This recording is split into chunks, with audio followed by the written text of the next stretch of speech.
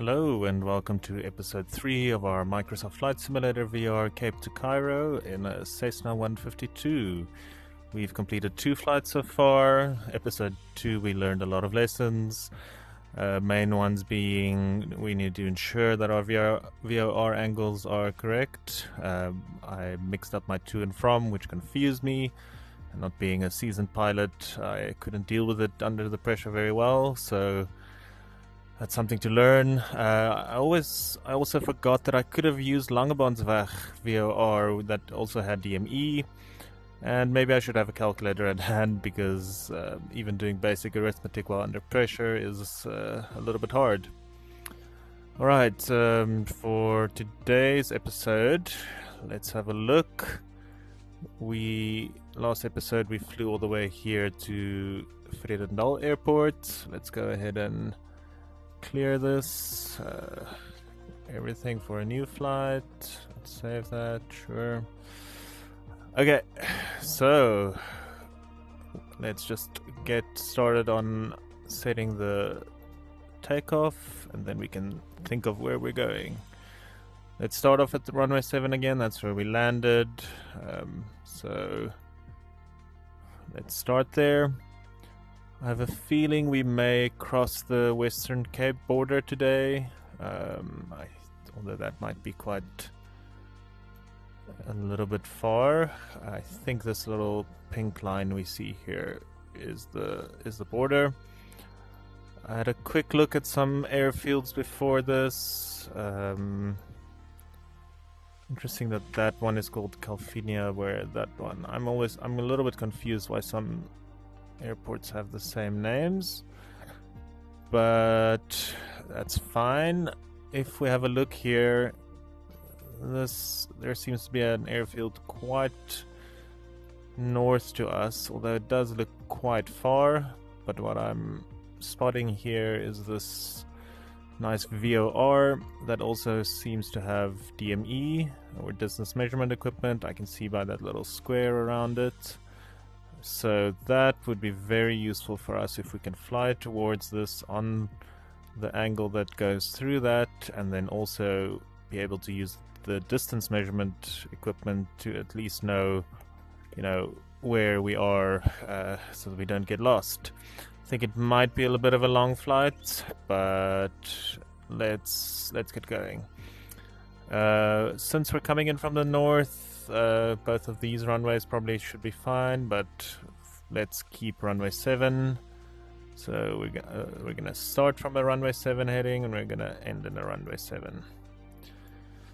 Okay, let's figure out our angles for this VOR, and let's not make the same mistake I did yesterday, where I measured from the VOR to the airport. It was the wrong direction, so we want to make sure we have the direction correct this time to that VOR. Let's hope that's not too inaccurate, but that looks fine. 24 degrees magnetic, 39 miles. So what we'll be able to do during our flight is be on that heading. Well, we're going to be roughly here on that heading, and we'll be able to know, okay, once we hit 41, 42 miles, we know we're getting close. Maybe even a little further away we can get close, and then we should be able to spot this. But we're going to learn from our mistakes. We're going to take a little bit look at the area here, see if there's anything to spot. There's a waste disposal facility here, which could be useful. There's a road here, so once we see this road, it might be a useful marker as well. I don't see, apart from this river this side, I don't see anything, so maybe crossing a river is probably not a good sign. But other than that, a fairly basic straight plan for today. If we didn't have this as a distance measurement equipment, what I would have done is maybe configured this one as well on like an angle that intercepts around, well, maybe intercept at the airport. And then if we're flying, eventually we'll find that one and also on that line, and it should give us an idea of where we need to go. This is a fairly long flight, 89 miles, but I think that should be fine. Okay, airport we're going to, Foxtrot Alpha Victor Alpha. Let's get that set up. I learned something yesterday when I configured this as well. If I already set the airport where I'm going and then set the time, although now it's not doing it. It was doing it before. There we go. It automatically seems to put it into local time. So in South Africa, we're at UTC +2. But today I was thinking maybe we take off a little bit before 8. I quite liked the sunset yesterday, so let's take off at the break of dawn, although I'm not sure if that's exactly that, but we'll get to enjoy the airport. And then we're going to Foxtrot Alpha Victor Alpha Falpits Garis, is I think how you would say that. So we're going all the way there. Again, I'm not setting up any waypoints in Flight Simulator. We're going to use a little nav map for that. Let's get going.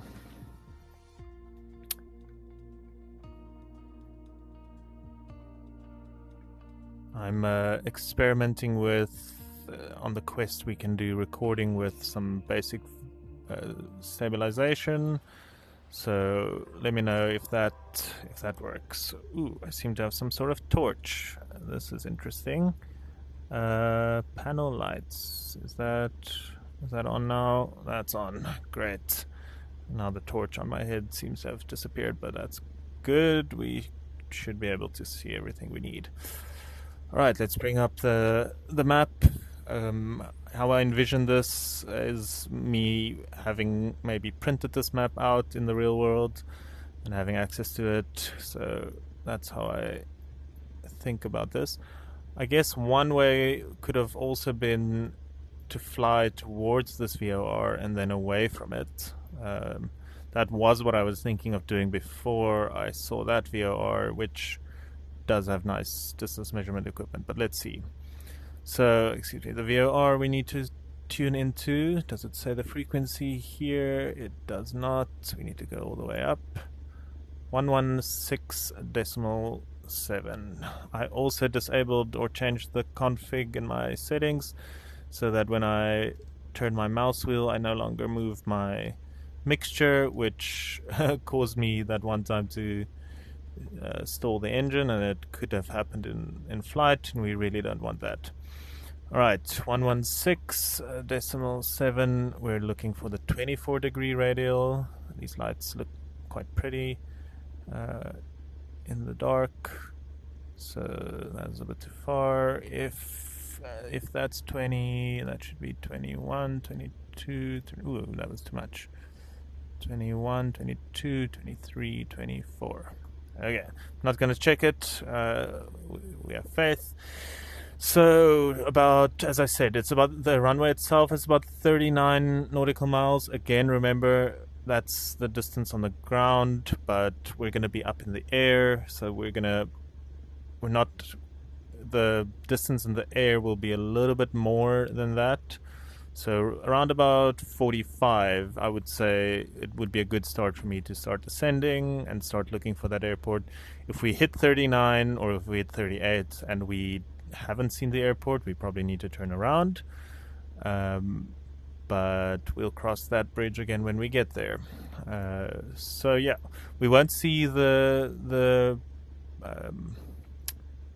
meter immediately because we're on the ground now and it's quite far. But I do think as soon as we get into the air, get some altitude, we might see it. For now, I need to remember that I need to fly. Basically, it's interesting that this doesn't show me an angle. but I think as long as I fly in a general north direction, we should be fine until we get a lock onto the CDI, the course direction indicator for the VOR with DME that we're going for. Okay. Interestingly, this plane on this mod, for whatever reason, sets the parking brake as off when I spawn into it, which I found interesting because the base one doesn't do that. But anyway, so we have flaps up, mixture full. We don't need, like, you can set flaps on takeoff, but I think I saw a video tutorial once saying the Cessna 152 you don't really need to. So that's good. Let's get going. Relatively short runway. Hopefully. And why does it look so very... it looks very short suddenly, but I think that's just because it's in the dark. We should be more than good enough. Yep. Okay, and takeoff. It's really pretty with the sun coming up over the mountains.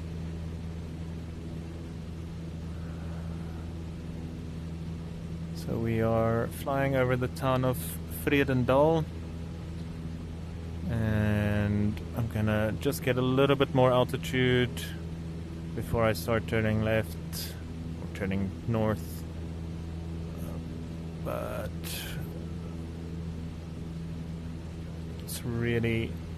it looks really pretty. Cape Town Center Cessna 42 is type Cessna 152 1 miles northeast of Foxtrot Alpha X-ray Alpha 500 feet. Request flight following. Probably should have probably could have looked at the weather and the air pressure and set the altimeter at least once myself, but I'm gonna cheat a little and just set it now. Oh, look at that beautiful pink light over the mountains, casting a nice shadow here in the cockpit. I can probably... I haven't worried too much about lights. Like, I think, you know, you have a bunch of external lights, and I probably should care about them. If it really bothers you, let me know, and maybe it's a good opportunity for me to start learning what they do. We need to start making our heading north. I'm a little bit concerned that I don't yet see that that CDI being active, but I think if we just go north a little, and if we just continue to gain some altitude, remember those VOR radio stations do require direct line of sight. I do see some mountains up there, so it's probably just blocking me at the moment, and we are probably still on the edge of its range. In hindsight, I probably should have done that thing that I did in the previous video, where I set the little range circles around that VOR, just to confirm roughly when to, like, what the range is. What I just want to quickly see, as I said, I didn't completely put on this. Sorry, this heading doesn't seem to show me an angle, although there it does. 22 degrees, great. That's not going to be the true angle we fly once we hit the VOR, but it's a good, at least I need to know where I need to aim, so I was probably going to go too far left. So even though the flight plan shows true north, we need to remember that magnetic deviation will affect that. So let's do, if I look at that compass, it's at 22 degrees. You know, we're going to go a little bit more north of that, so if we do wander, we need to wander, a little bit more to the right of that. So if we wander, we want to wander more to the 30 degrees than the 20 degrees until our VOR gets picked up, and then we can course correct a little.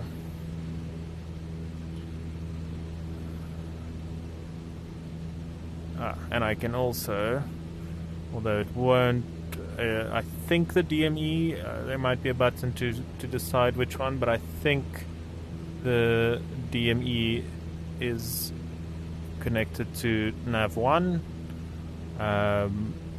but again, it doesn't, as long as we don't pick up that frequency at the DME should obviously also not work yet. So I'm climbing at about 500 feet a minute. We're still a little bit slow because I'm climbing.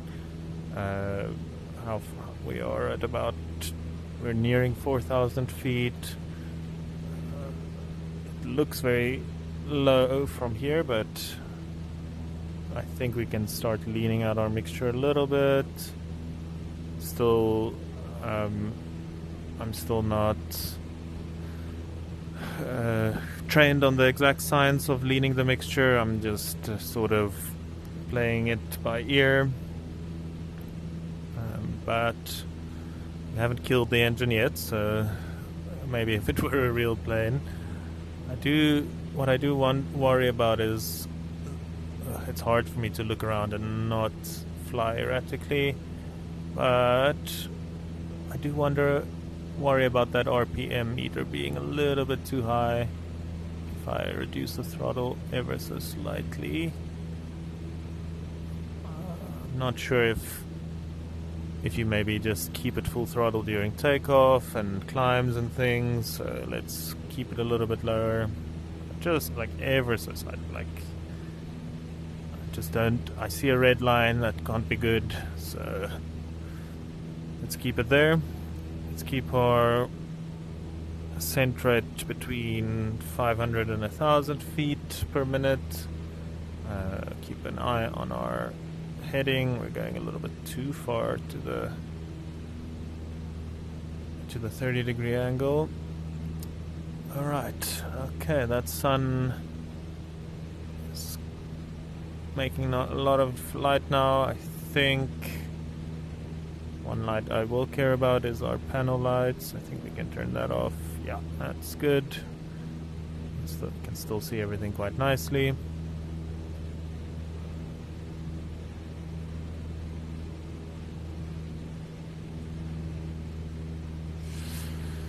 I can just imagine if I were flying for real, because right now I'm flying without any instruments. Nothing is telling me, positional instruments apart from my altitude and speed and climb rate and direction, but nothing, no VOR picked up right now, which if I were flying in the real world would probably make me a little bit nervous.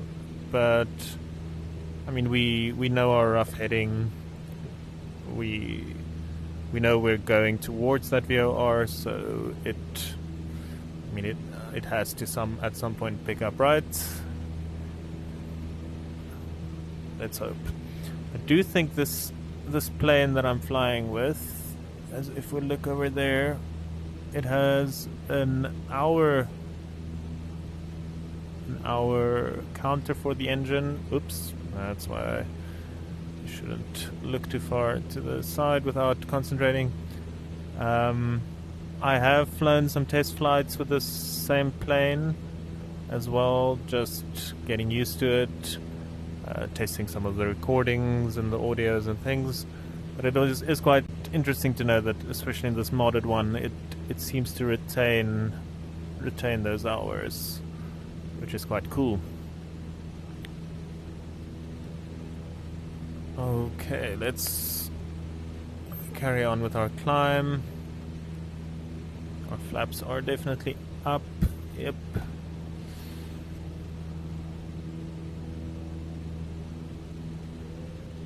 One thing I think would be really nice on a yoke setup is having access to a trim wheel like that one, like on a on the yokes, they typically have a physical wheel.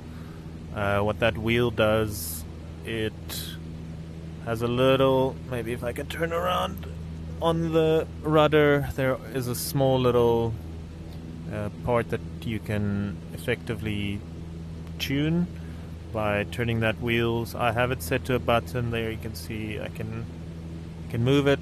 I think a tactile wheel would just be a little bit better, but as you can see, if I just let go of the controller, it's going down. But I can counter that by letting the trim wheel, effectively trimming in the plane, turning it until it wants to, if I let go of the controller now, it's still going down a little, but not as much, so we can tune that in. Just need to remember to set that when we land. Yep, now I'm climbing at a relatively constant speed. I'm still going down a little, so I think that's why the physical trim wheel where you can constantly make adjustments is going to be one day when I upgrade to that would be very much welcomed. Because pressing a button for that, it's hard to know how much I'm really you can't feel it. I can feel it a little bit in VR, but I think that tactile feedback is really important.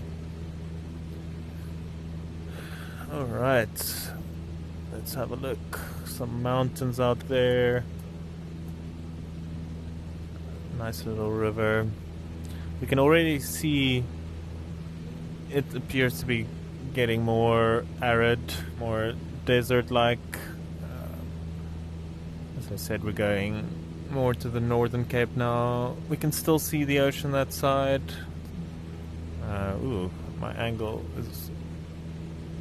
My heading is a little bit too far to the east. Let's get that back to 22-ish degrees for now. Yeah, we can still see the ocean. We see the reflection of the sun. Getting a little nervous that we haven't caught that DME yet. I don't think it's a cause for concern yet. I think we're still fine.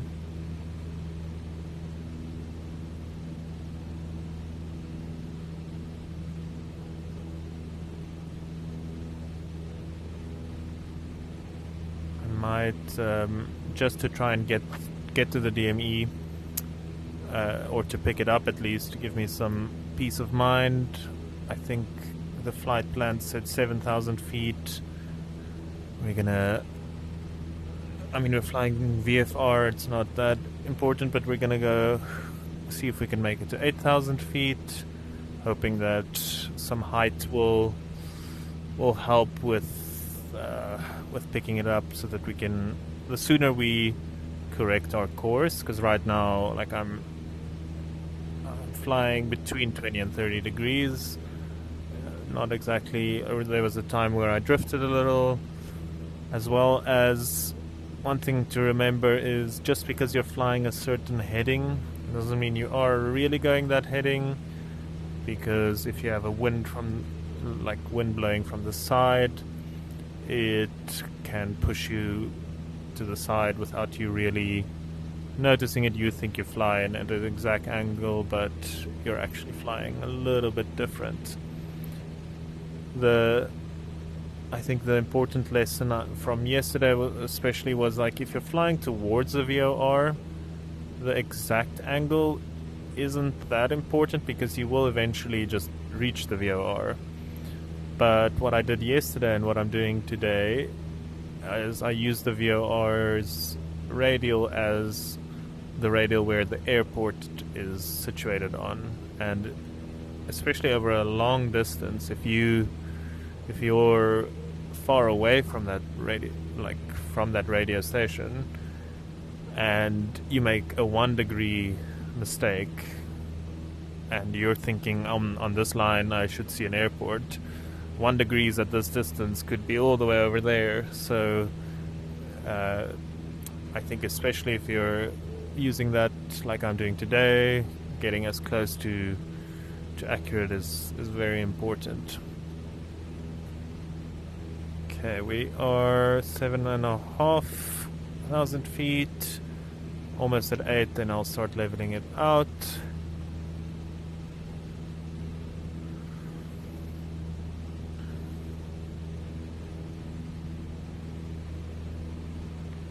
I'm just going to get very excited once I see our nav radio becoming alive.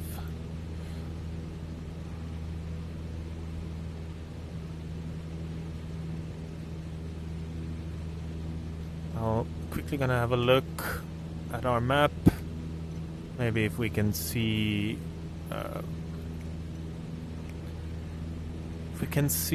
some reference to when we cross the border between the Western Cape and the Northern Cape. Okay, that's quite far. That's basically almost at our destination. But if maybe there's some borders tend to be things like rivers, but it doesn't look like it in this case. So unfortunately not. So what I could do now, just to have some fun, is, well, maybe just ensure that we're flying. Flying in a rough heading.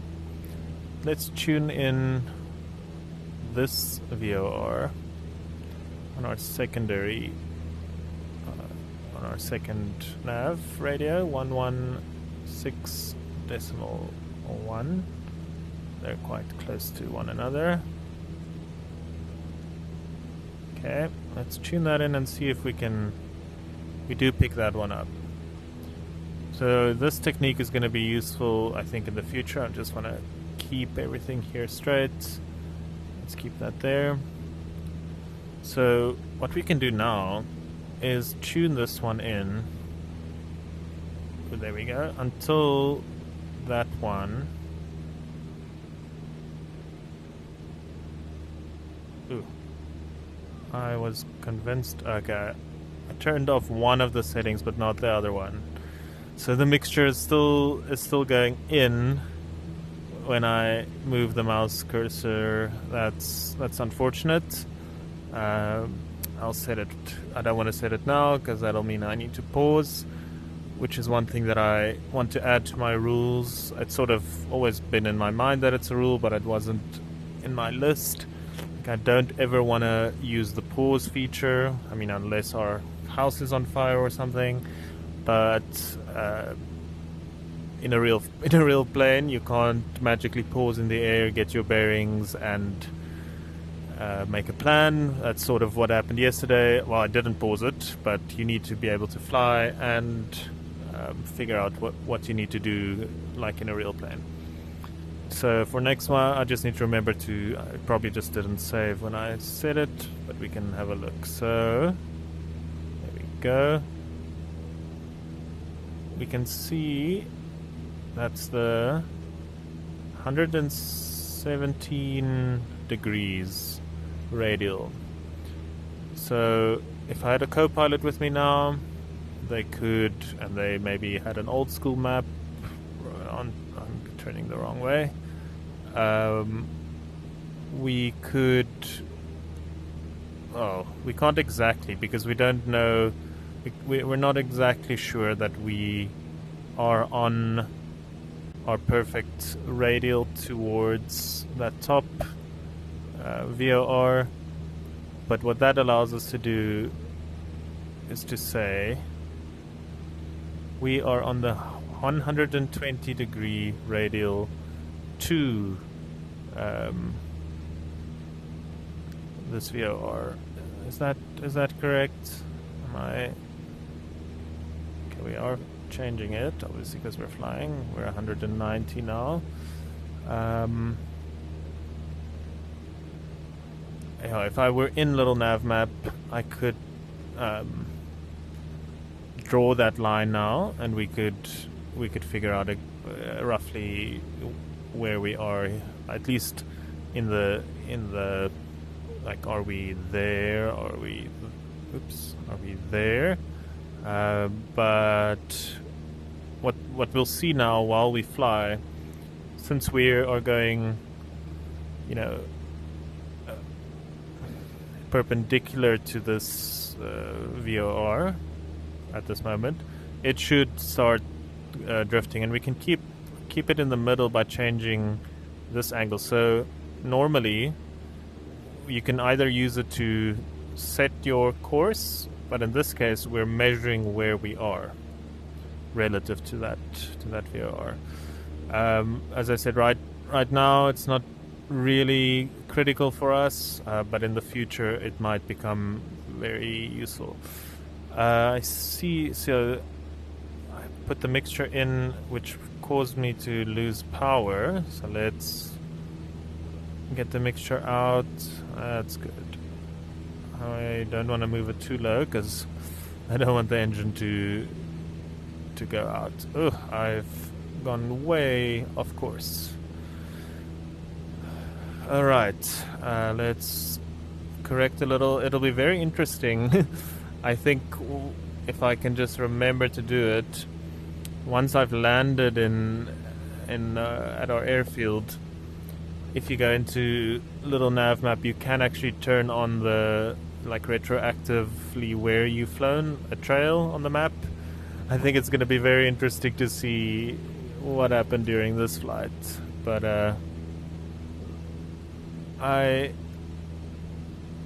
I'm still a little bit nervous. I had expected to see that VOR show up at this point. Through my years and years, I'm kidding, for my very, very short experience using them, so I think it's a good lesson right there in what the ranges of these things are and when to expect them. I'm seeing some sort of, not sure if that's a river or a stream, but I think this is the scary part of this challenge. If you're flying in an area like this that doesn't have too many discernible landmarks, it's gonna get very interesting. Although that looks like some sort of road, and that looks like a road. So let's bring up our map. Again, if I were using GPS, I mean, I wouldn't even have had to look at the ground. We would have just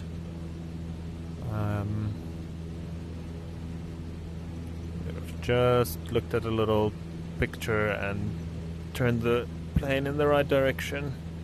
That looks like a road. This doesn't show a lot of roads. There's a little river there. I wonder if that is what we're flying over right now. What's our heading? Yeah, there's a road there. Could that be that road? Or maybe this bigger one here? That looks more like it could be a tar road. It looks like a dirt road. And this road does look, I would guess, it to be a tar road. So I'm gonna wager that we're roughly somewhere here at this in this area where we're going. We're seeing a river. The river doesn't seem to cross the road. It just dies. Okay, that's good to know.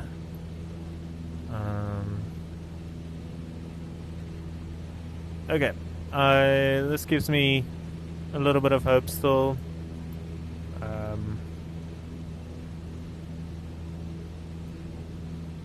let's play with this a little bit. I really don't like that it's doing that. Was so sure that I changed it correctly. 130 degrees. See, I don't think you can. You don't have the little nav map options of drawing lines in here. That would have been very useful. But anyway, I think we can just sort of. I'm not quite sure how this would work. 100 and. Let me just try and learn something here.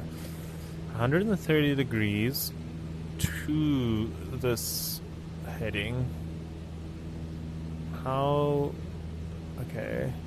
That would mean 310 degrees ish from.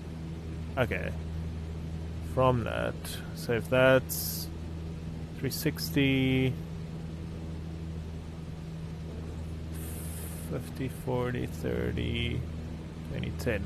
Aha. So we can sort of take that one, burn a straight line through there where that road is, where we're just crossing.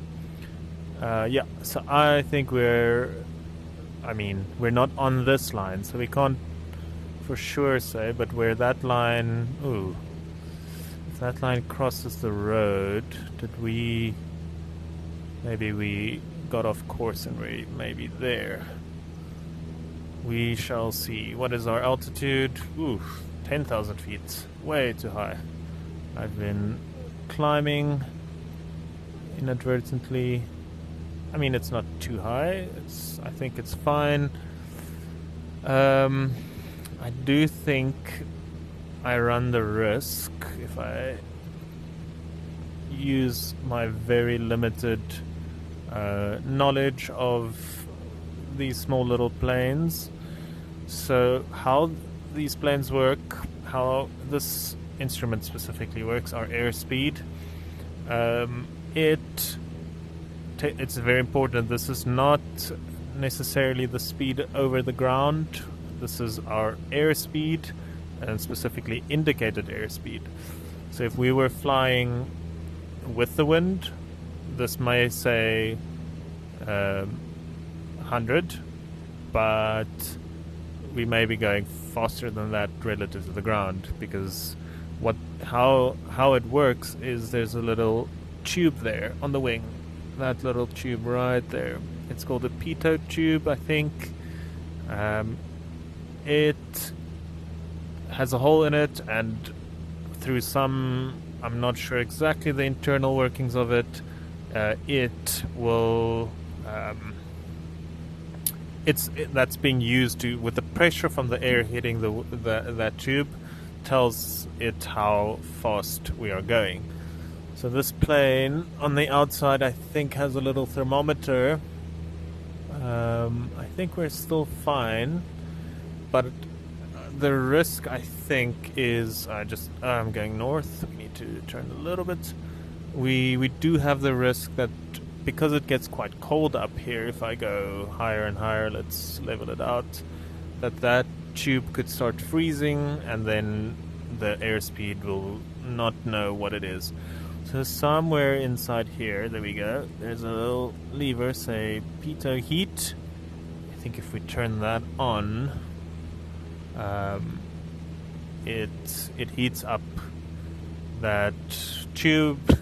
I'm not sure how, maybe electrically, and that should stop it from freezing.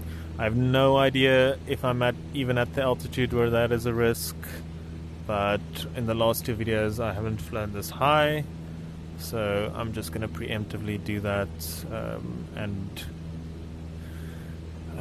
hope that's the right thing to do. Okay, we see some very small town there, or not even a town, like a little, maybe it is a town, a little hamlet, if you will. We still see that little stream there. I really thought this nav radio would get picked up by now. Hopefully the nav radio is working, but I'm pretty sure it is. I do see some semblance of a peak of a mountain there in the distance. From my understanding, let's just turn it back to 20-ish degrees. From my understanding, it makes those VOR stations tend to be on top of mountains because it gives, you know, more range to broadcast a little bit further. We still see the road. I'm gonna bring up my map again.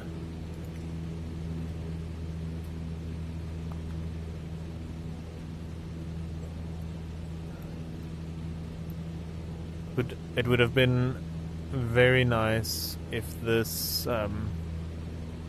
VOR did have distance measurement equipment. I think we're way too far away from Langebaan to pick that one up. If we can't even pick up that one yet. Although, I say this. Let's have a quick look.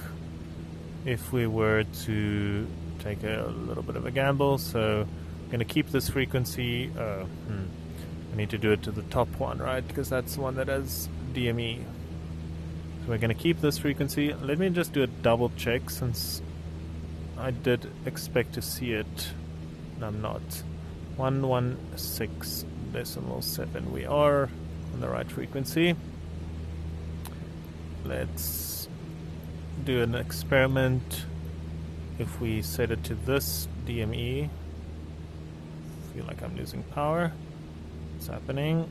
I am losing power because the mixture is moving again based on my mouse wheel.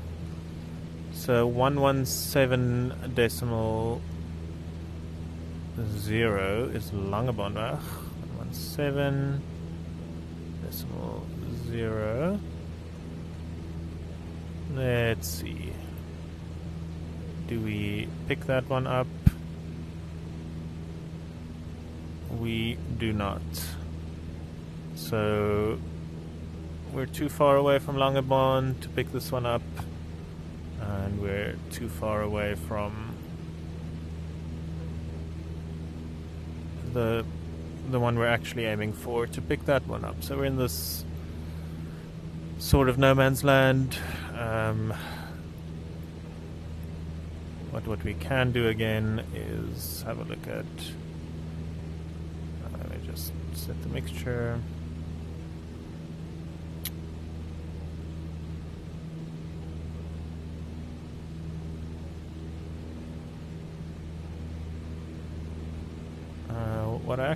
I can make it easier.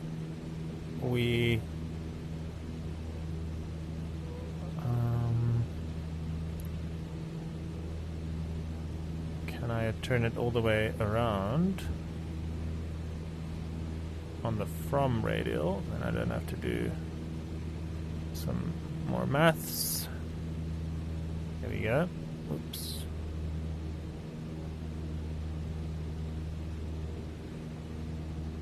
I realized also that the recording cuts off a little bit from what I see, so sometimes I just forget to put what I'm looking at in the middle. So that should be 321 degrees, 360, 350, 340, 330, 320. So I missed it now. This mouse is very sensitive for some reason in VR. 50, 40, 30, 20, that one. So if we take that line, we still see a road. I'm scared that we might end up here, or if we've maybe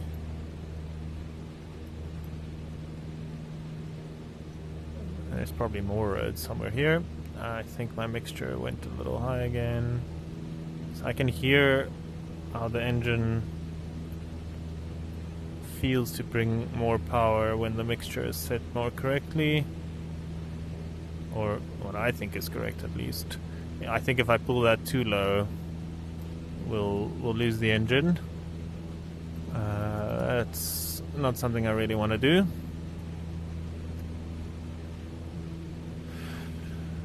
Alright. I also feel, it's misty again this time of the morning. That's just what we need. More challenges along this way, which I thought would be a fairly straightforward flight. The good thing is we do still see the ocean that side. We do have a fallback to just fly to the ocean, but I think if we keep the ocean at roughly that distance, we should be fine. Starting to see some mountains here in front of us. They're actually higher than I expected them to be, so maybe they were the ones blocking us from picking up that radio signal. We shall see.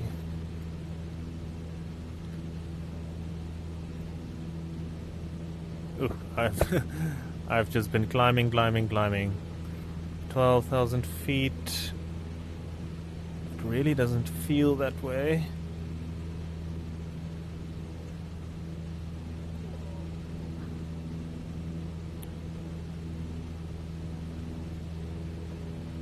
Just trying to see if I can get any other discernible markers.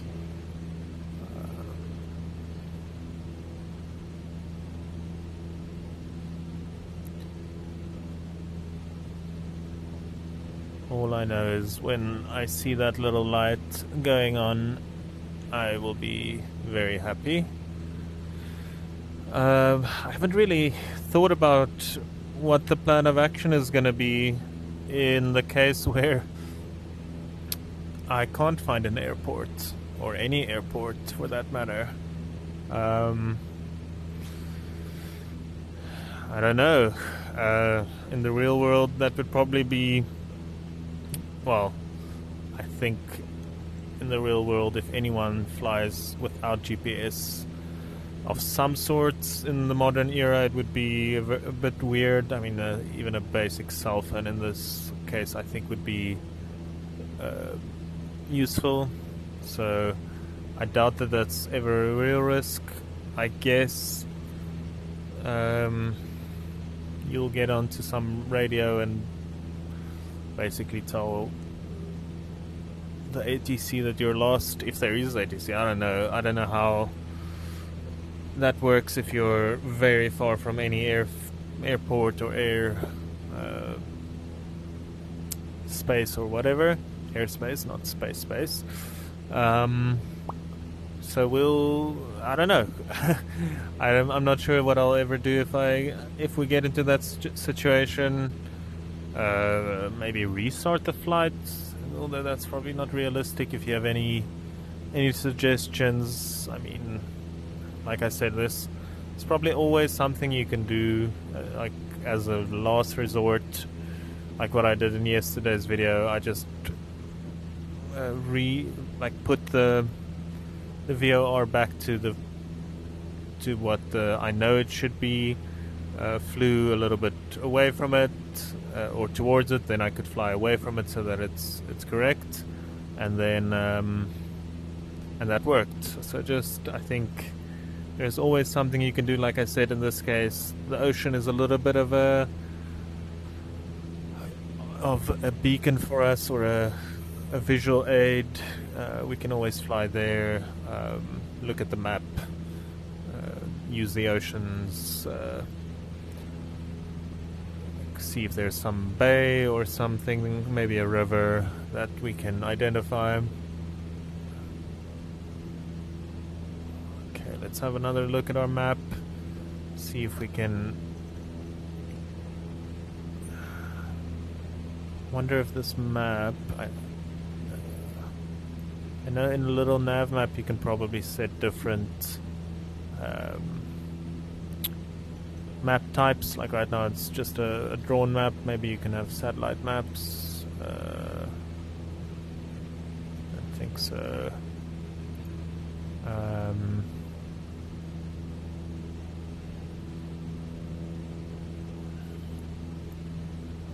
Let's just have a look here.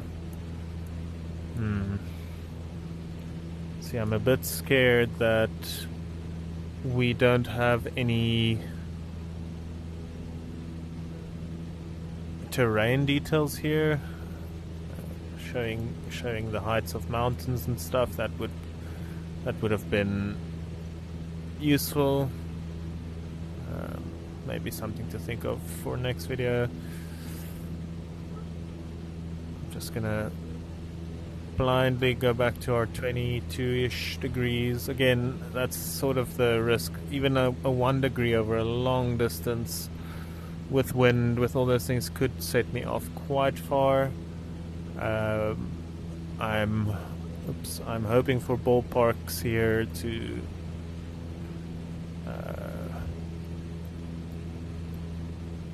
at least get into. I just want to see this radio station or this VOR picked up, and then I'll be happy. But right now, I am nervous. Probably more nervous than I should be. It's I think this is part of it. This is how it works. We know we have a lot of other instruments, and I'm still climbing. Okay, let's trim it out a little. So nose down. I think that's one thing that if this plane did have autopilot or basic autopilot, just being able to do an altitude hold where it keeps you at the same altitude, because if you're talking and looking at maps and not fully paying attention, the next moment you've climbed another 2,000 feet without realizing it. So something for me to just remember to have some look at the altimeter every now and then, and more important, or not more importantly, but keep that line there as level as possible. It basically tells me if that needle goes up, that means we're going up. If the needle goes down, that means we're going down. It's not necessarily like you can point the plane upwards. That doesn't always mean you're going upwards. That's this instrument shows you your attitude, I think it's called. But again, as I said, you can if you stall and you can point the plane up as much as you want. That doesn't mean you're going up. That's why the vertical speed indicator is also very very useful.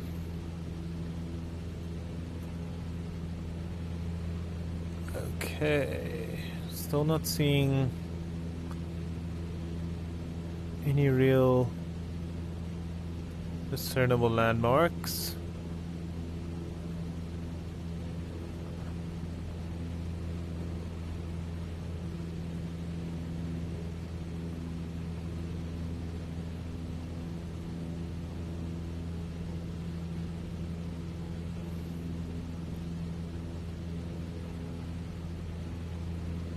I'm also really excited. I don't think I'm flying in areas right now which are super popular. For example, just before this, I did a quick test for the image stabilization that I'm trialing in this video, and I took off in Cape Town Airport again, and like I immediately saw other players there. It's a little bit more popular, but I'm excited. As I said before, I don't have any AI traffic, purely other players, so I'm really excited for the day. And we won't see their name tags, so it's literally, if we see a real plane somewhere, it's going to be a real person. Which, if if there are people following this series and maybe also has the game, like technically nothing is stopping you from flying in the same area along with me. We could, if there are some players like that, we can reach out. Maybe we can schedule some time and we can take off together and fly together as well. That's what makes this game so nice.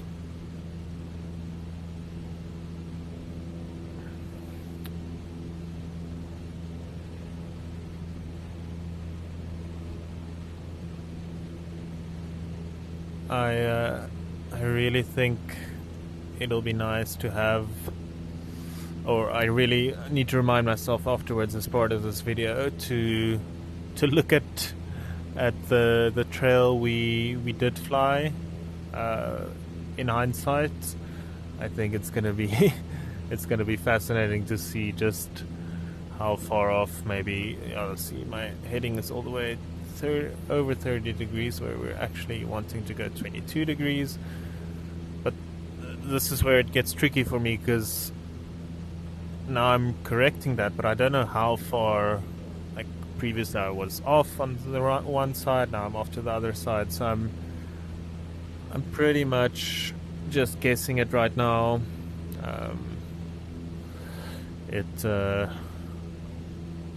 It all comes down to when we pick up that VOR.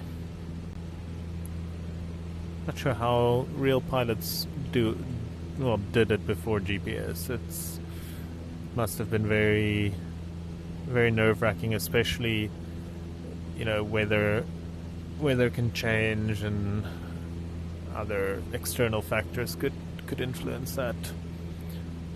A lot of mist there in that little valley. Looks quite nice.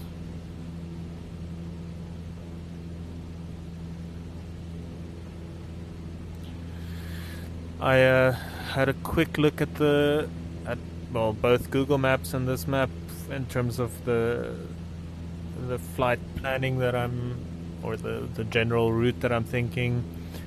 Like I said, I haven't done a full planning. I'm doing it episode by episode, but I do think it would be nice to at least cut through some part of Namibia, which is one of South Africa's neighbors to the north.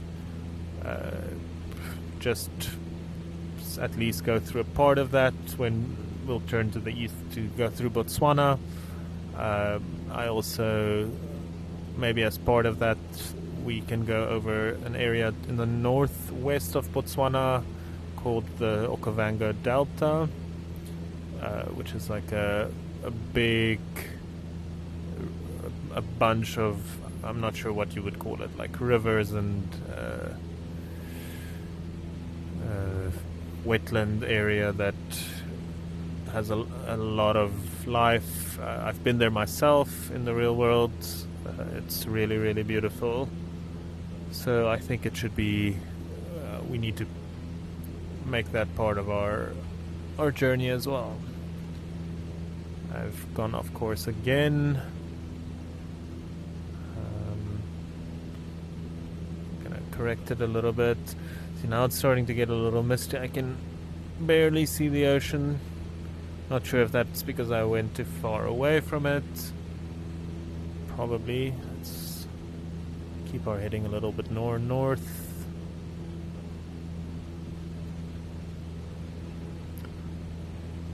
I actually had I was fortunate enough to have the opportunity at the Okavango Delta to fly over it in a small plane as a passenger, not a pilot, in a 6-seater. I can't remember what kind of plane it was. I think that was the first and only time I've flown in in a small plane like this, but it was really, really, really cool. You could see elephants and hippos and all kinds of animals from the plane. It was really nice.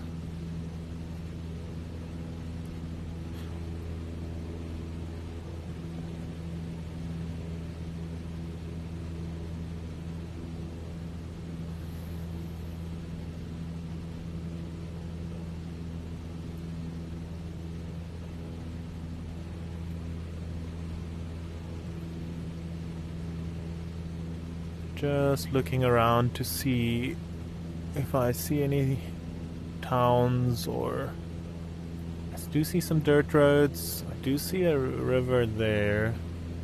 Probably be good to have the map open. Try and, you know, at least have some semblance of where we're going. That's interesting that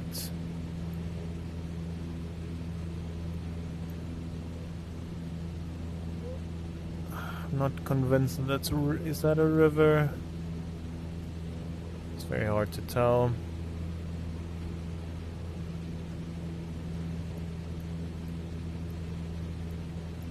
What we can do again is tune in this that way maybe. Yeah. Mixture.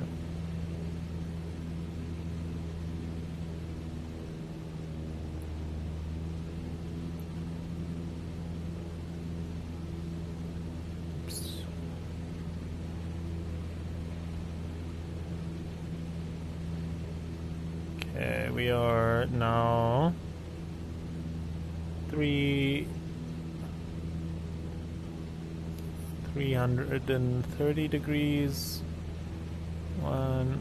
50, 40, 30. We're on that line, so I'm guessing we probably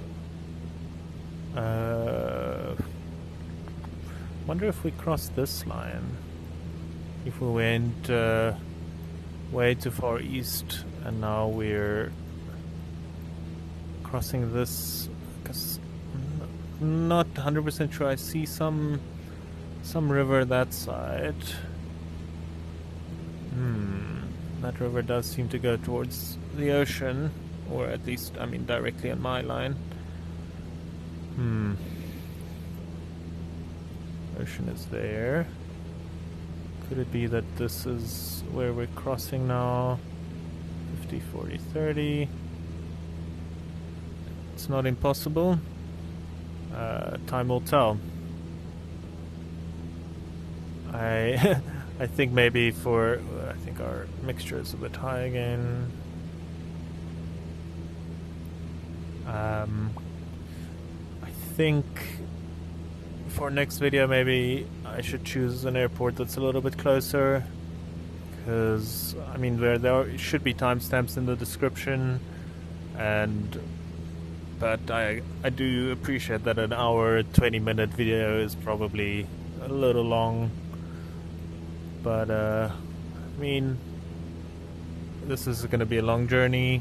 I have also been playing with the idea of having the full videos and maybe doing some edits of them, a little bit more manageable in terms of time, but unfortunately I don't really have the time to do all that editing, but maybe at the end we can put something together. I also, I don't really have the video editing experience to do that yet, so right now we're just doing long videos. Feel free to skip to some of the important parts. I have found, so YouTube has this feature at the bottom on the little the playback bar where it shows you where in the video you are. It does have chapters for some YouTube videos.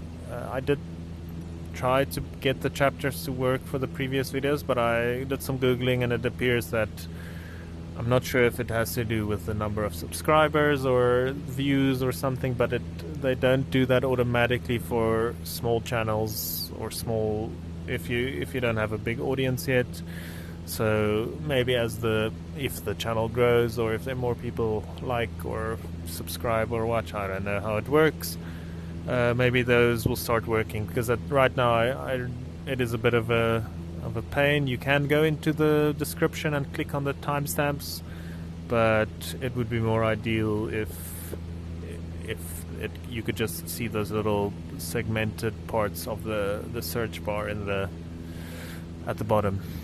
Otherwise, if you are one of the people watching everything, well, thank you. I'll try and make it entertaining. If you're using this to fall asleep, I take that as a compliment. So I hope you enjoy it.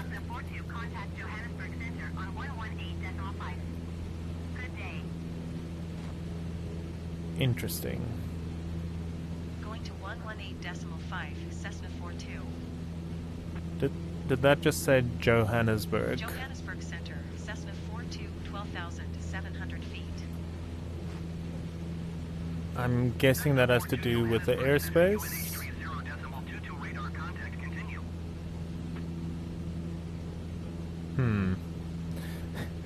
You don't want to be in the Western Cape and get a notice that you're close to Johannesburg, but I think that's probably just something in the game with the airspaces and how that works. I'm not 100% sure. I think I'm off course again.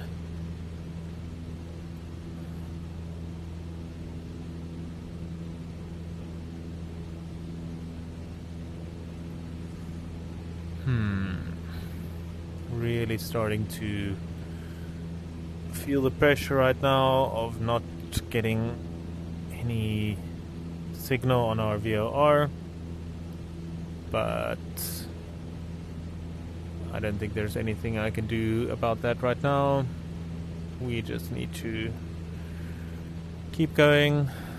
Not sure if there's something I can do to fly a little bit faster. Let's experiment with our mixture again.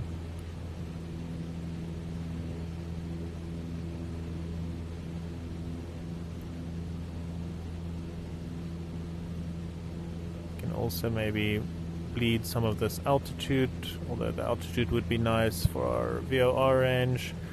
But I think if we slowly stick the nose a little bit down, that should give us some speed.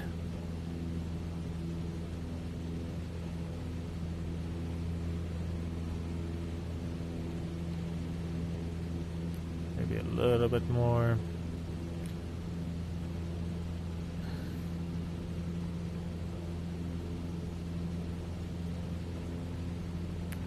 These mountains look very pretty. I really just wish I had a relief map so I could use them to for some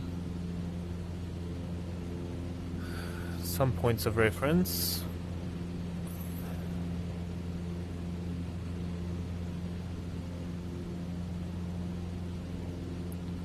Okay, now we're at least going at 100 knots.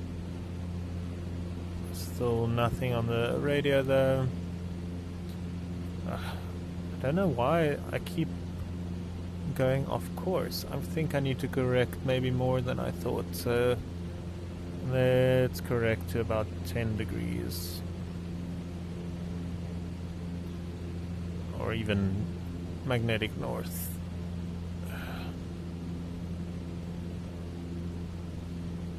Maybe not exactly. Okay, it's going to be very interesting seeing the path. I think it's going to look... I'm not quite sure what to expect. Like a very confused snail on a window or something.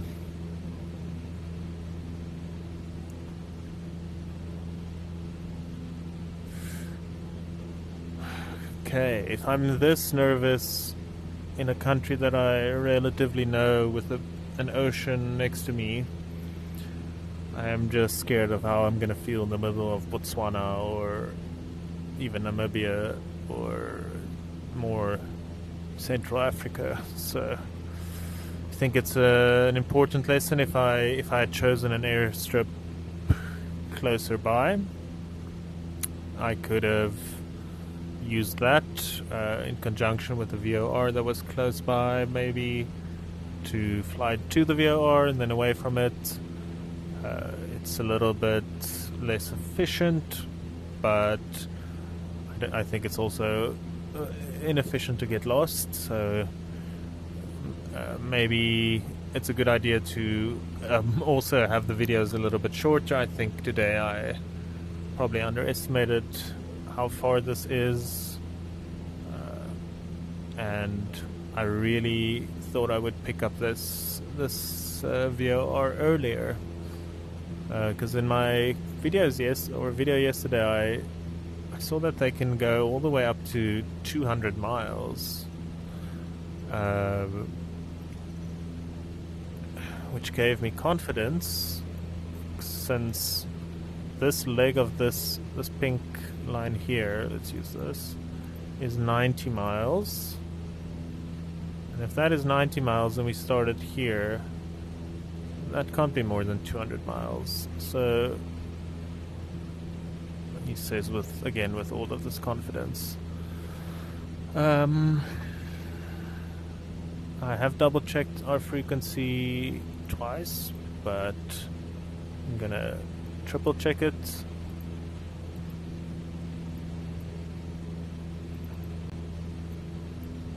.116.7. Very, very interesting. So that's the distance from the VOR to our airstrip is 39, roughly 40. So by my very, very scientific calculations, even at our starting point, we should not have been more than 200 miles away. So, I did a quick Google yesterday of the range of a VOR. Maybe there are some that have more range than others. I wonder if there's something on the VOR that tells us that. And I wonder if I can do it in this plugin. Let's see.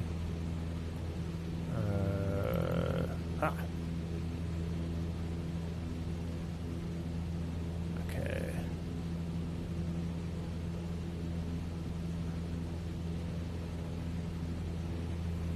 I'm not sure what this is telling me, but wait, is that if that? Oh, no. I'm gonna disregard everything I saw there. And remind me for the future not to use that. I think that may have told me the distance to that VOR, but if that were the case, I must have picked it up by now. I don't understand. If you've spotted something I've been doing wrong, maybe you can tell me. But to my understanding, I would have expected, I've been flying close to an hour now, and I would have expected to have made some ingress into this route.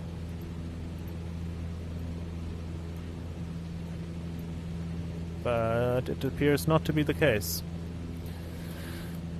Or 116. Okay. That is the one. Yeah, that is all fine. I don't understand it, but we're just gonna go forth. See where we get at. Gonna point the nose down again, build up our speed. Let's go. Let's push it as fast as we can, safely. We don't want to overspeed.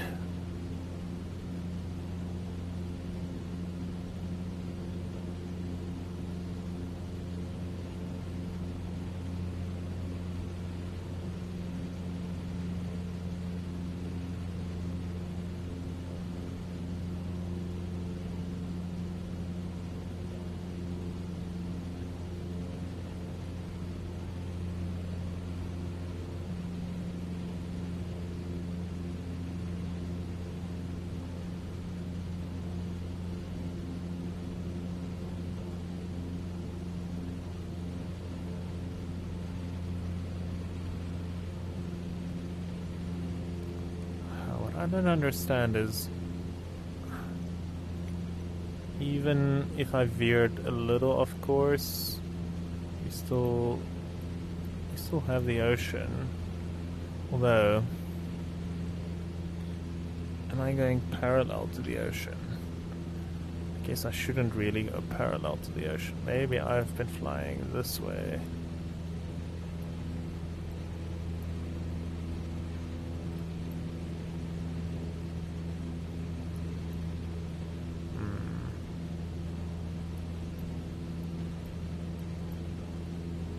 Even so, we do have another airstrip here, but I mean, spotting that, where I don't even know where I am. So let's tune in this VOR again, make some rough calculations. Roughly 343. So okay, that's 350, that's 340. Would be really nice if I could actually draw a line. Okay.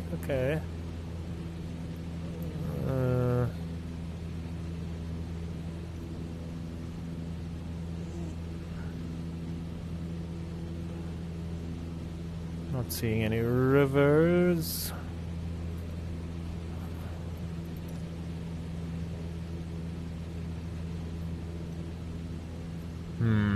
I think next time, this plugin does allow me to add some documents. I think you need some extension for that. I think another map with the relief data or some waypoints would be very useful for the future. Maybe even just the Google Maps screenshot of the area. Because I think anything that can be of some use would be valuable to have. I could open a little nav map and maybe draw some lines, but I think that would pause the game. I don't want to do that.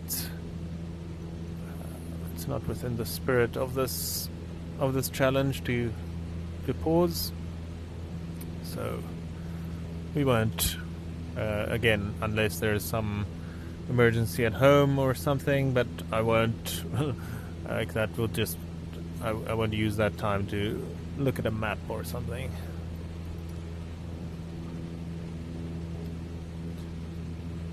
Okay.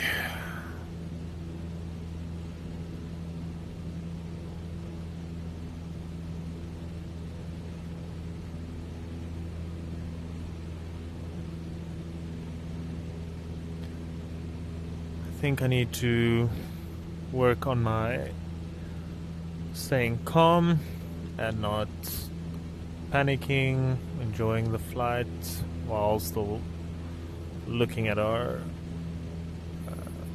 instruments regularly, trusting the plan, although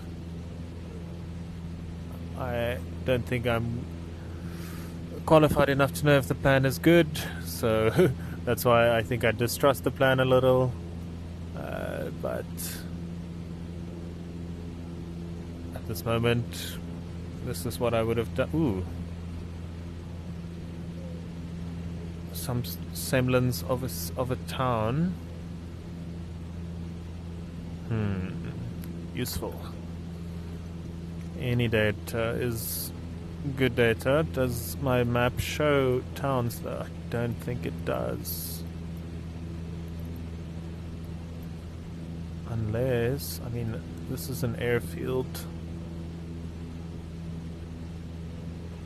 I would suspect an airfield to be close to a town.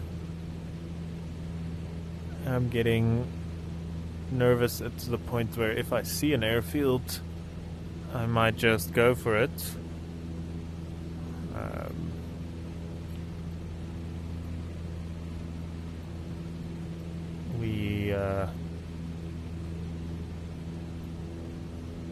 I did not. I've mentioned it last time, but I probably need to start thinking about fuel as well. Making sure I put enough fuel in when we start to actually reach our destination. Like right now, I'm not sure if I'm 5 minutes or 20 minutes away. Not sure if how fast the fuel goes. This is the fuel gauge, I think. That makes me a little bit nervous. So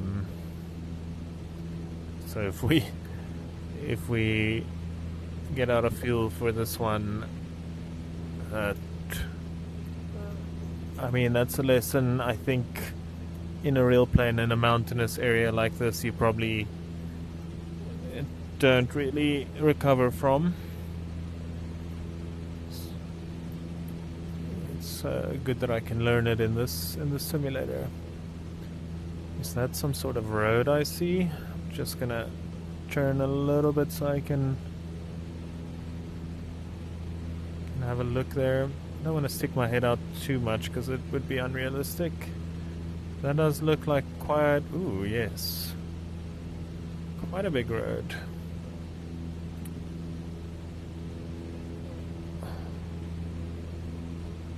Okay. Where could we be? We're on top of a road.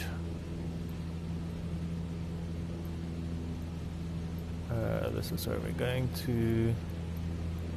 On top of a fairly big road that I would. And let's see what our angle is to this VOR. 244. Hasn't changed much in the last while. Could that mean I'm on that radial?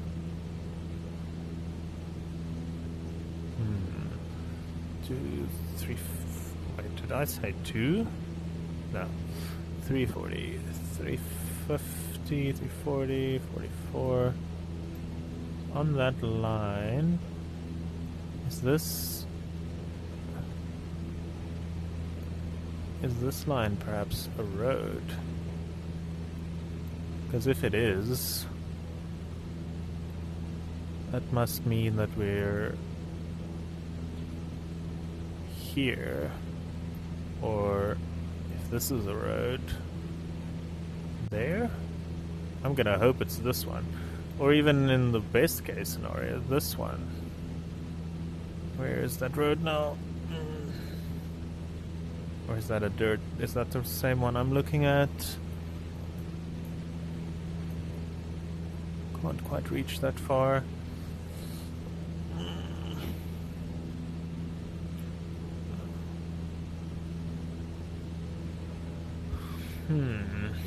Is that a dirt road?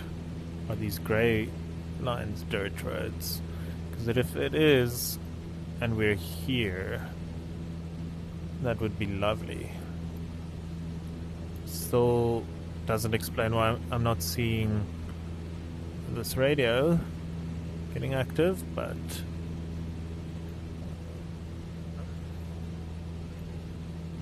there's this line. If I think about it, what is this line? Could this be... Surely I haven't crossed this line yet.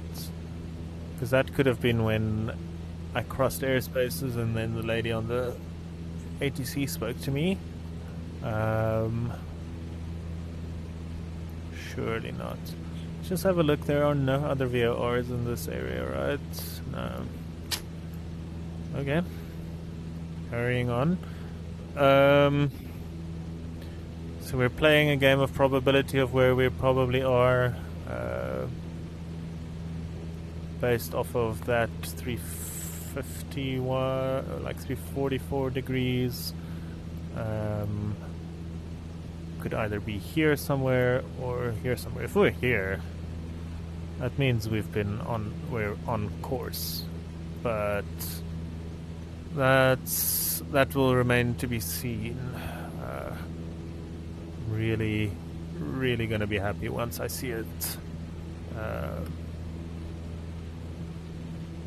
especially because it has a distance measurement equipment, which will, at that point, we'll be able to really figure out where we are.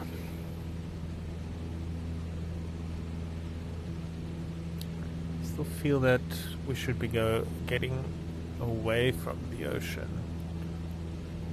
because the ocean it's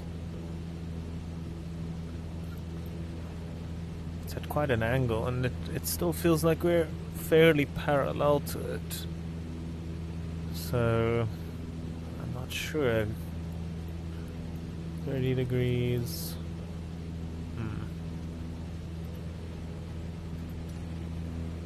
Oh well, I've been climbing again. Let's just go down a little.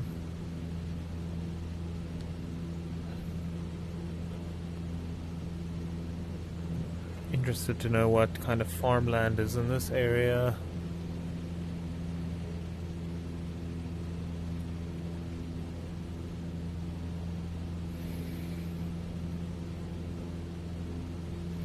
Quite nice. It's a quite nice mountains right here.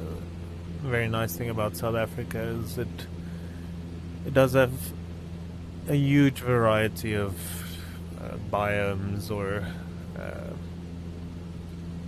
different kinds of nature. Right now we're going into more of a desert area, but we also have like a tropical area or a subtropical area, I guess. Cape Town is sort of this Mediterranean climate. We've got a lot of different places.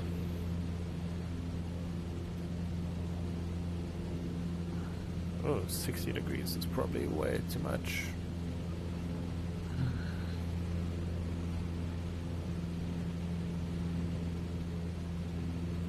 Not sure if I could technically classify myself as being lost right now, because I expected this to happen.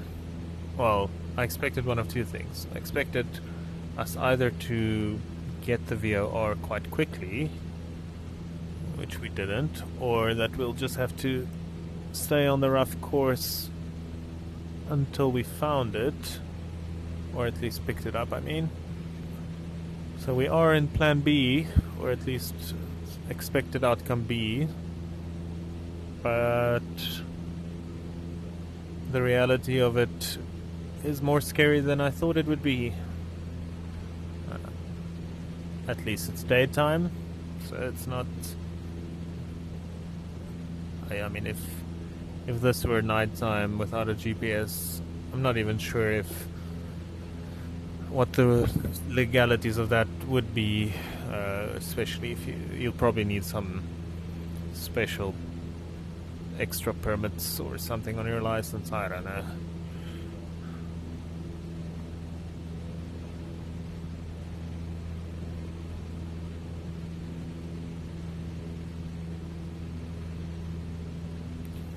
Try build up some more speed, although these mountains, they're not that... They're a little bit higher than I thought, so we should just... I thought being close to the ocean will still be relatively low, but it does seem that it gets quite high here quickly.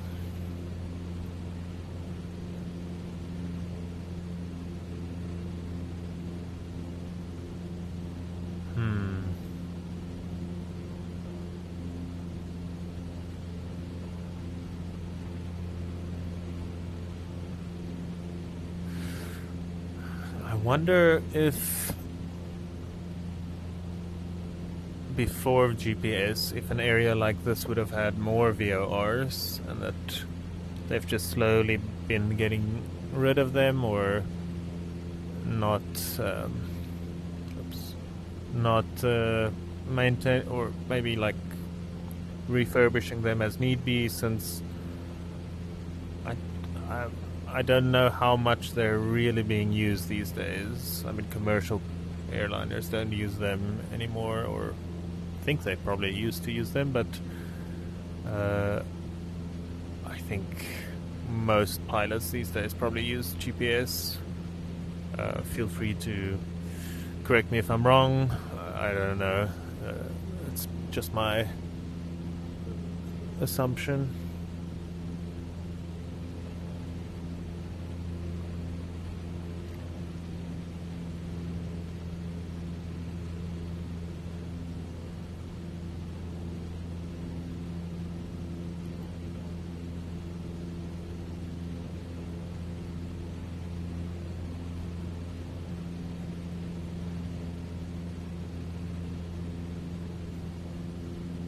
Still absolutely nothing. This is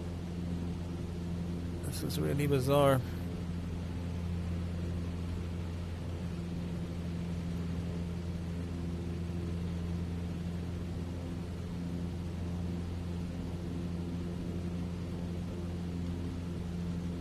I think even if planes still use, or planes these days mostly use VORs and uses GPS, I think VOR is still an important part of your pilot license, because you need to know what to do in the case where, I don't know, your GPS fails probably, or if there's some interference on the GPS signals. I think it's always good to have a backup. Like right now, I don't really have a backup for where we're flying to. I mean, especially given that fuel gauge making me a little bit nervous. I think you can cheat it a little in the simulator by just opening the menu and adding some fuel.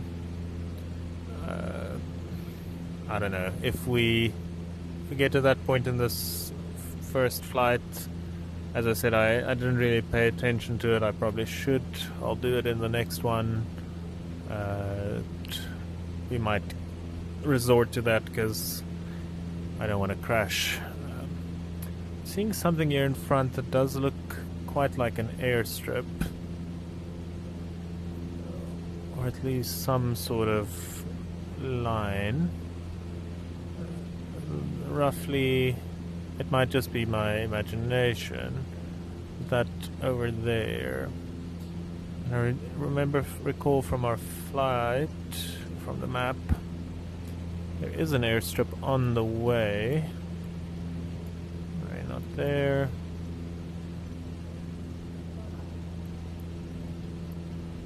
That one there. Could we quickly determine what that angle would be?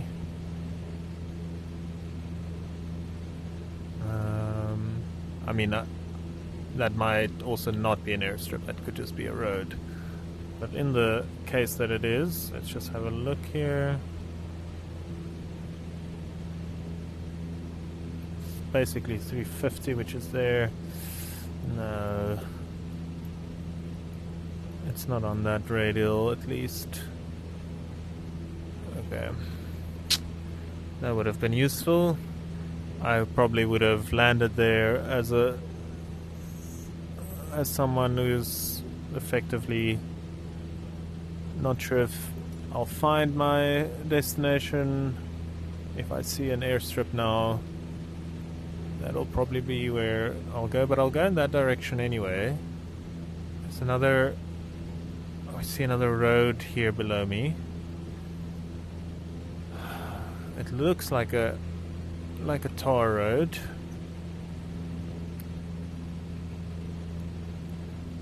on around 350 from...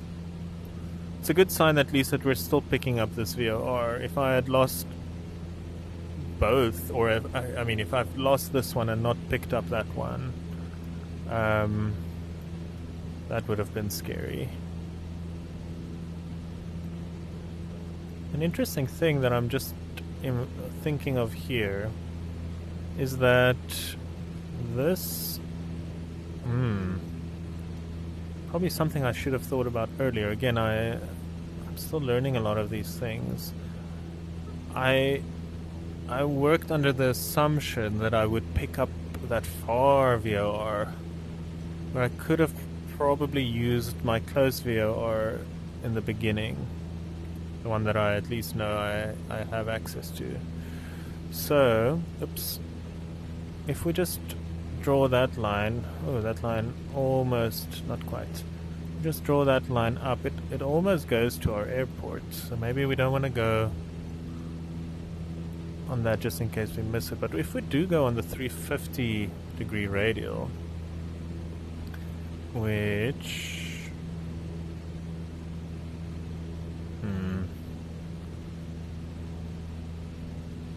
should be there, that should make us intercept.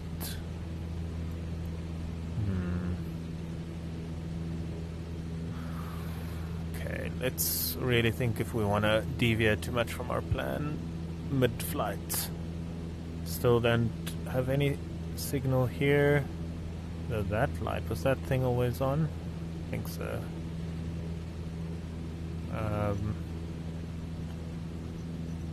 Let's play with this a little. If we were to go on the 0 degree heading,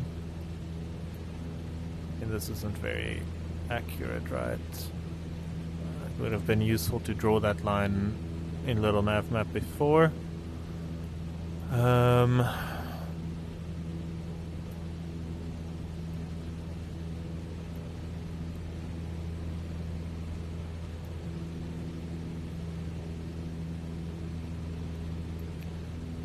We draw on the 0 degree.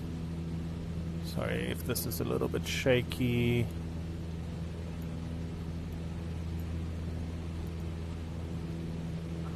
Too far zoomed out. Can make this bigger, can I not? Ooh. Okay. 0 degree. That's super scientific. 0 degree does actually seem to be going to our final airport, so maybe the 350 we should get us around here somewhere, right? See, my line is probably not. Okay, let's something. The only risk is if we've already crossed this, if we're somewhere here now. I doubt it. I doubt that we've gone that far. But let's do that. 350.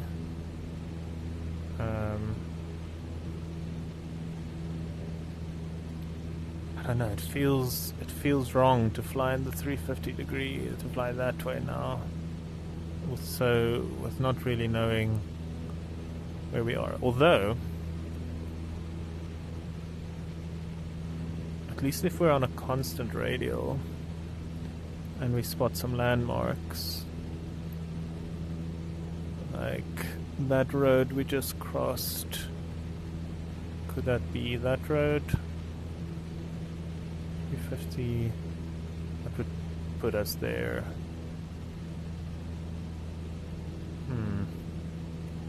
That is the question. Do we stay on the 350 radial for now? Vote now. I wish I could phone a friend.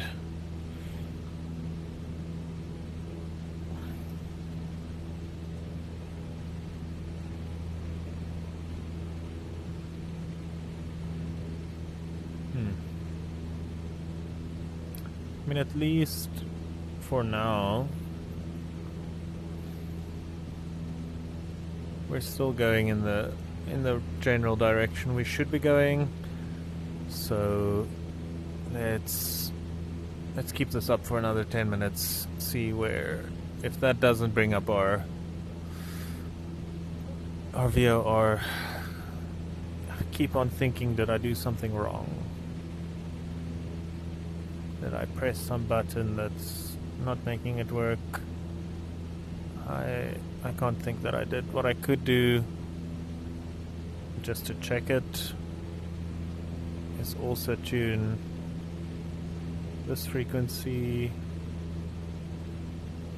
to 116.7, and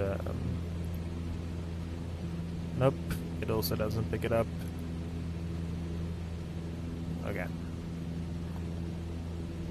we are on the from, that's 9.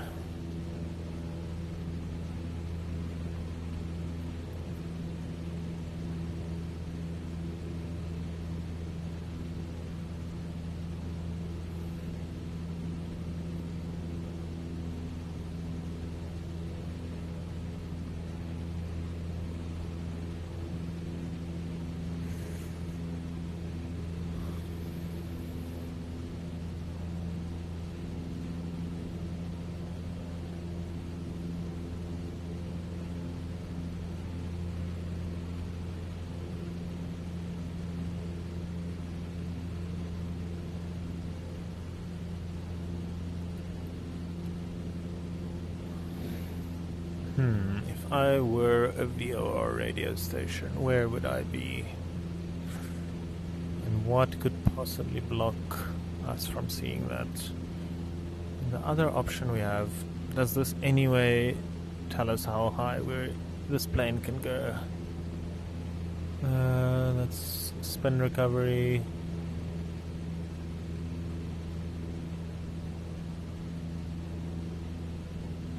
I don't know what that means. I mean, the other option is just to, like we did in the beginning, although we are at almost 10,000 feet, is just to get some more altitude and hope we pick it up. Let's experiment. Although it is a double-edged sword, because gaining altitude would make us lose some speed. Ooh. An interesting road feature. I wonder if we can... So this road here makes like a very round shape, grasping at straws, but if straws is all that you have, take it. Is that a tar road? So also the question is, if I'm seeing a tar road in the game, is it really a tar road? Who knows? Maybe it is, maybe it isn't. That was an interesting...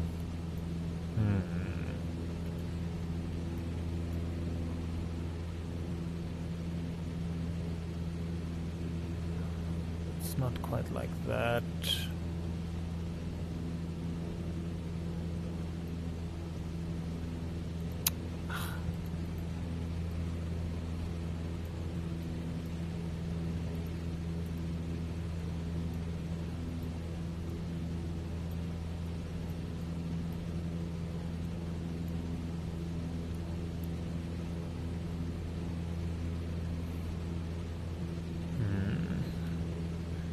Not sure if that is enough to go on.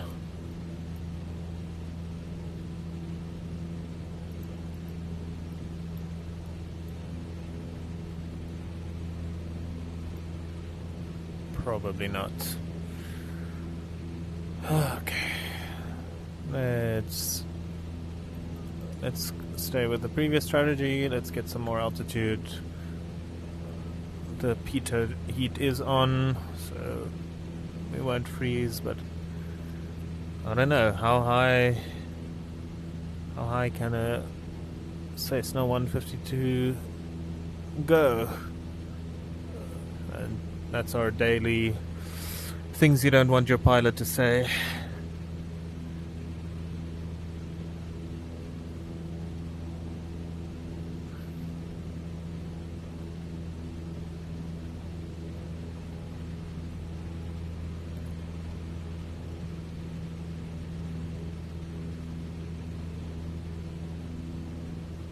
struggling to climb a little.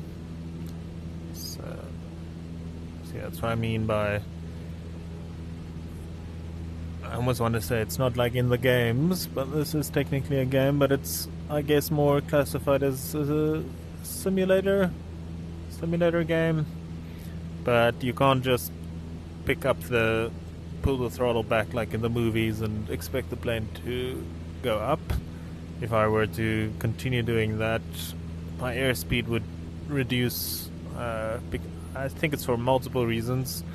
The air gets thinner here. We don't necessarily have the right balance in terms of power, and we could end up stalling, which I don't think I've stalled on this series yet, but to my understanding in this plane it's quite an interesting mechanism in the wing, not that tube. There in the front of the wing, if I could show you the outside, there's a little hole, and that hole has a specific angle in which the air goes in, I think. And if the air does go into that specific angle, I think there's some literal, it's almost like a flute or a musical instrument in the wing that vibrates and makes a sound, and that's how these planes tell you that you're basically stalling, which I think would be quite scary. You would basically just start falling out of the sky, and I think the way to recover from that, counterintuitively maybe, if you're not a pilot, you would think, oh no, I'm falling, I need to pull up. But I think, and I want to reiterate that I'm not a pilot, so don't take this as any instruction, but I think you need to put the nose down if you have I mean, if you're too low, then I think there's not much to be done, but you need to push the nose down so that you get airspeed, basically air flying again over the wings, because it's air flying over the wing that really lifts us, not the propeller, or mostly. So we need to get air back over the wing and then level it out and then continue flying. I see a little town there. That looks like it could be some school, or almost looks like an athletics stadium. You know, I've been flying so long now, maybe next moment we know we're in Namibia somewhere. But I doubt it. Okay, still nothing. We're roughly still on that 350 radial. See another, looks like a bigger town. Let's have a look.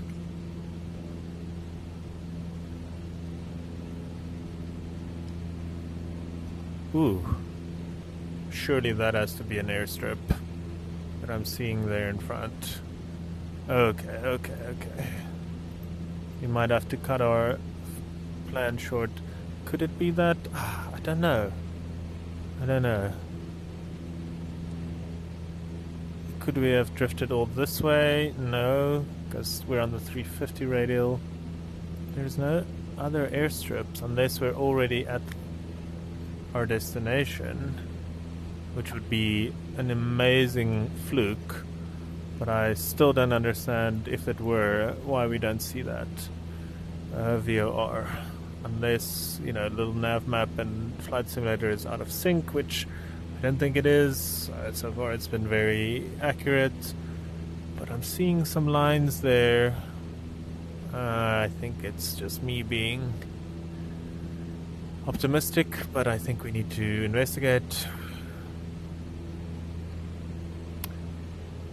Yeah, see, we're getting dangerously close for fuel. I think we'll need to set up the rules for next time. I'm going to cheat a little bit. and give us some more fuel. I didn't really care about fuel, but I don't want that. We'll take that as a lesson, but we don't want to have that.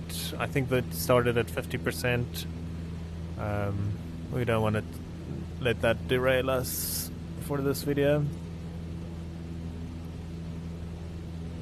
But in the future I'll take that into account and put the right amount of fuel in. Okay, what could this be? What town? Am I even seeing a town? Okay, that radial is drifting to the left of us, which makes sense. Our original plan was way more at 220. Sorry, at 20 degrees.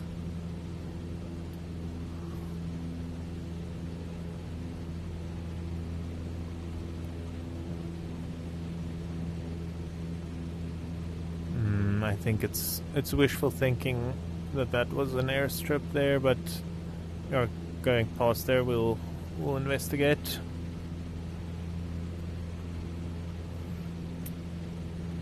Still seeing the ocean.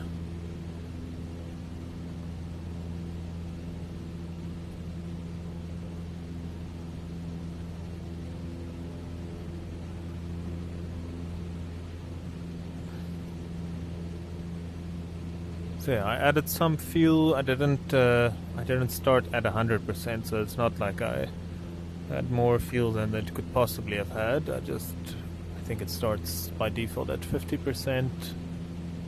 But I think for future flights, I'll try and keep it a little shorter, because both for me focusing for this long, having time to do such long videos, making such a long video on YouTube, I'm not sure if that's so good, so I'll try and keep it a little bit shorter for the future. But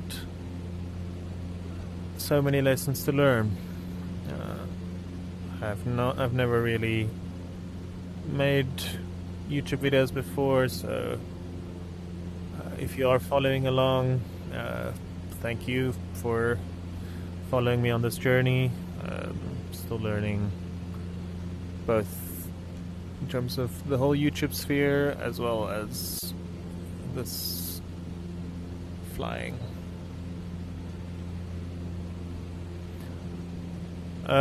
Feel free to let me know how you think I'm doing in terms of flying. If you are a pilot, please, if there's some blatant stupid things I'm doing, let me know. If you're not a pilot and you think it looks good, let me know.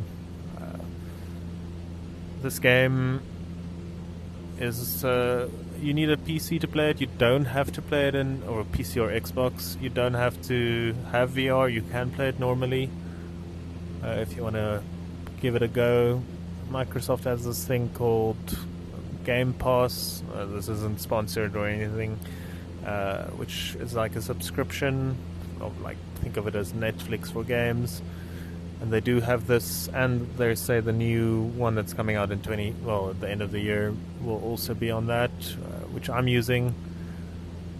So it's easy. If you already have Game Pass, you can test out this game, see if it's for you.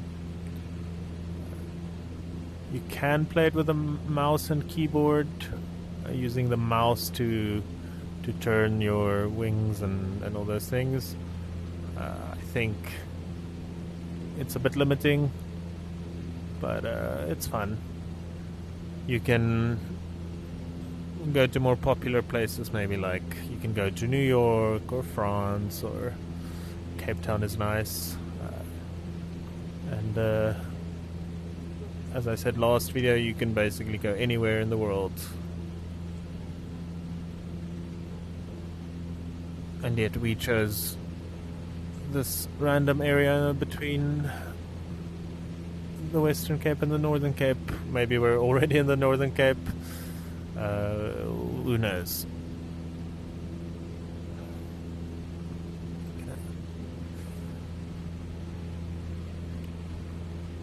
seem to have gone off course again by quite a lot. I think I was seeing something there in the distance that made me think it was an airfield again.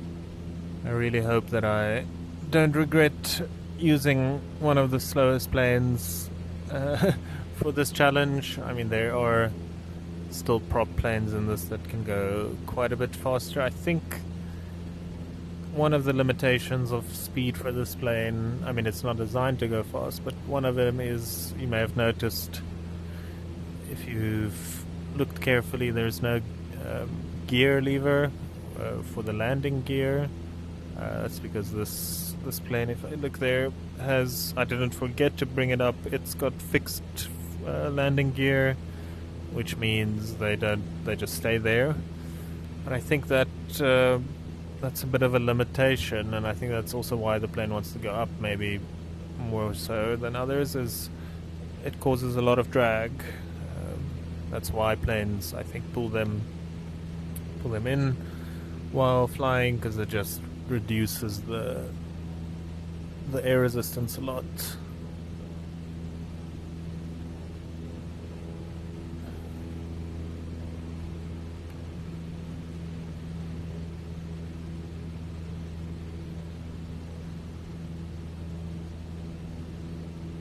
If we've flown, let's just have some, if we've flown this far already and we still get that DME, I'll just turn back to the left a little and try and get on that 350 radial.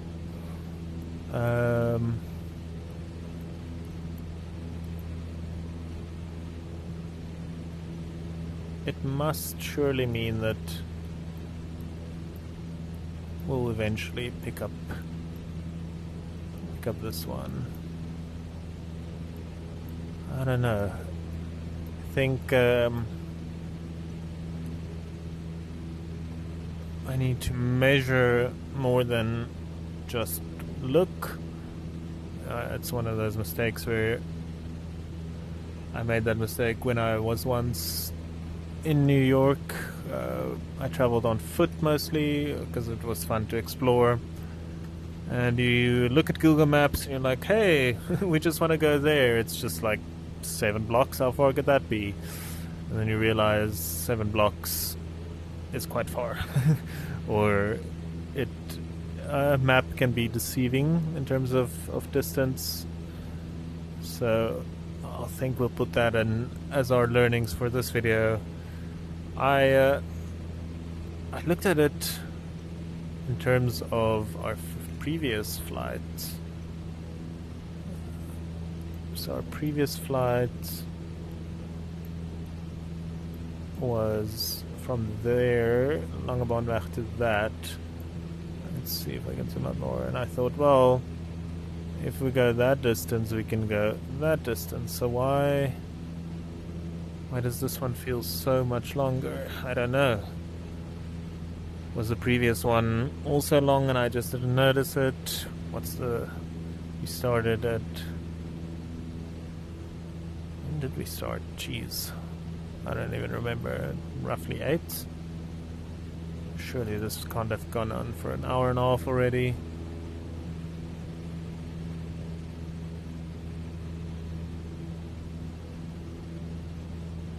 That's taking me towards the ocean, and I don't think we need to go towards the ocean.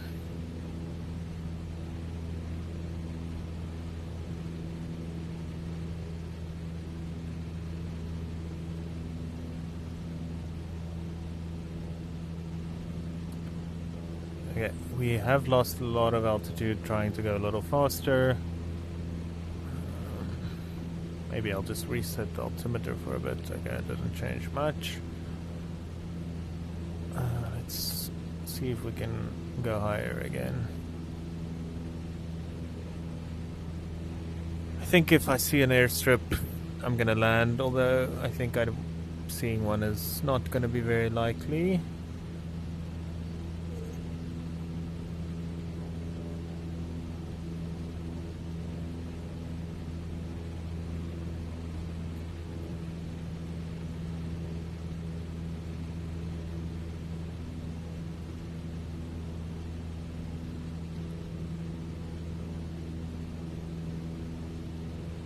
These are these clouds or is it mist? I don't know, but it's making me a little bit nervous.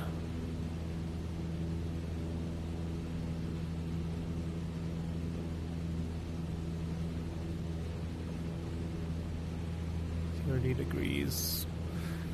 Our initial heading was 22 degrees. I don't know. I think I've gone way too off track.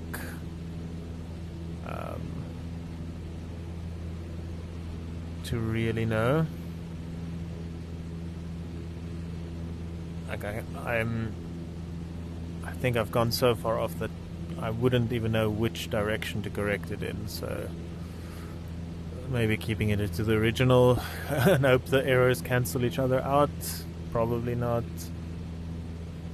But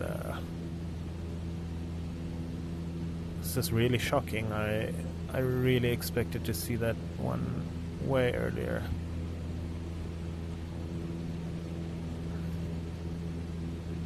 See if we can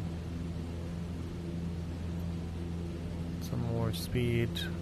Since we're a little bit lower now, we can increase the mixture, I think.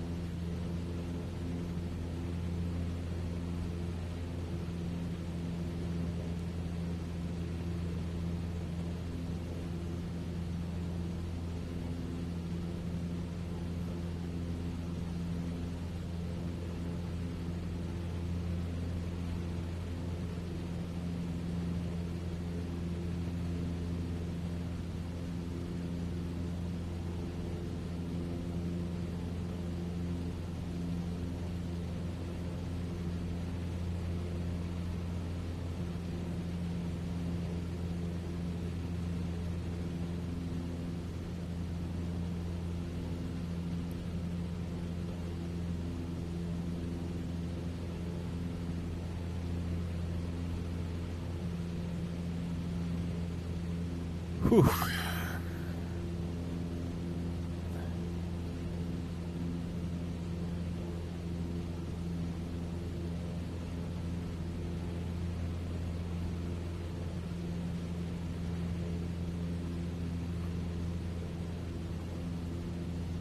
What to do, what to do.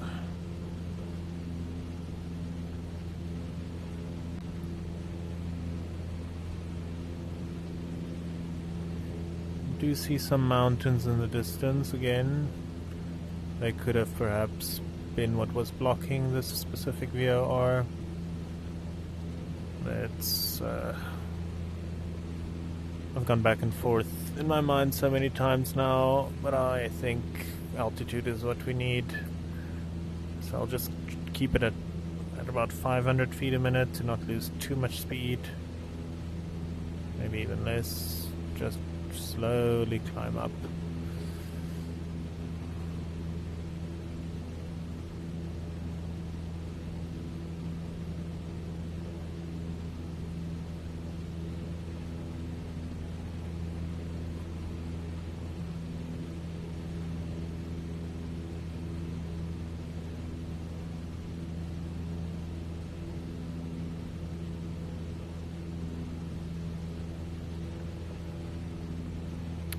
This is a big road again. What could that be?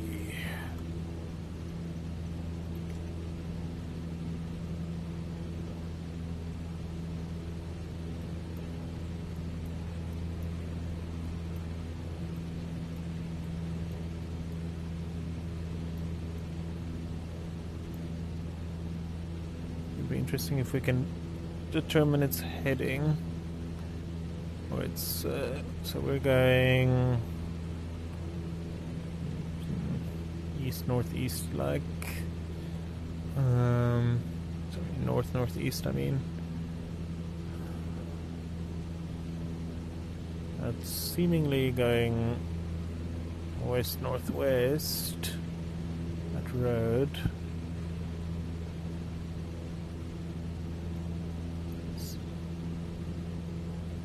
Could it be that road? No. Could it be that?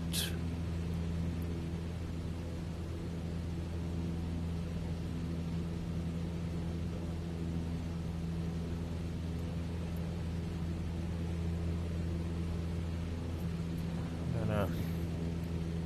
I really don't know.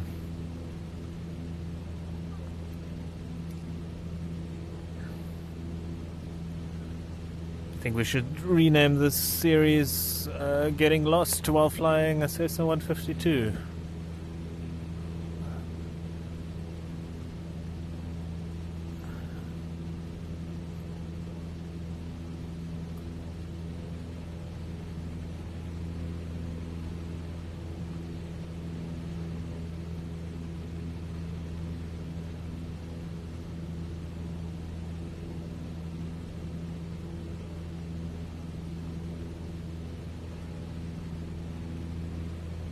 Let's work on our altitude.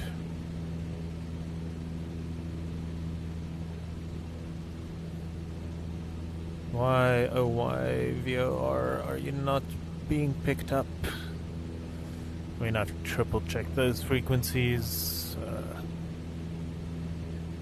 In case you didn't know, every radio has two frequencies, a standby frequency and the active, or it's called here, use frequency. You change this knob to change the standby frequency and then switch it over. So we are definitely active on 116.7, which is definitely, I've checked it 3 or 4 times. And this one is that one we're flying away from.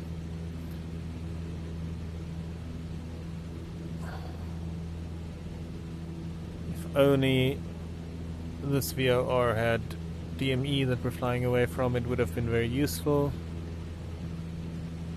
Or if only there were more VORs in this area.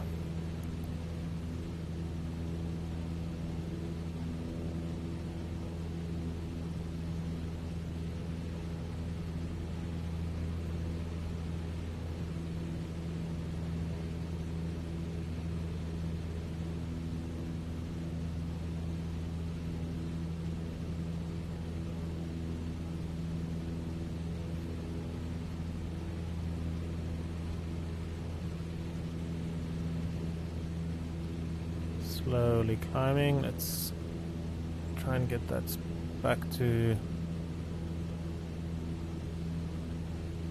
over 500 feet a minute. Like, surely we must start getting in the ballpark now. Just aware that every time I try to see, if I point the nose up, the speed goes down too much. We don't want that.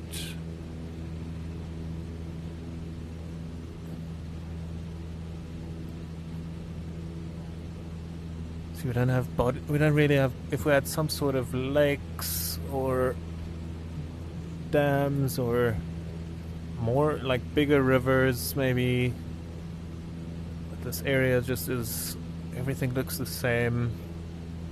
We've got some dirt roads going through here, but it's so hard, I think, because I lost track of the ballpark of where we are, that it's very hard to know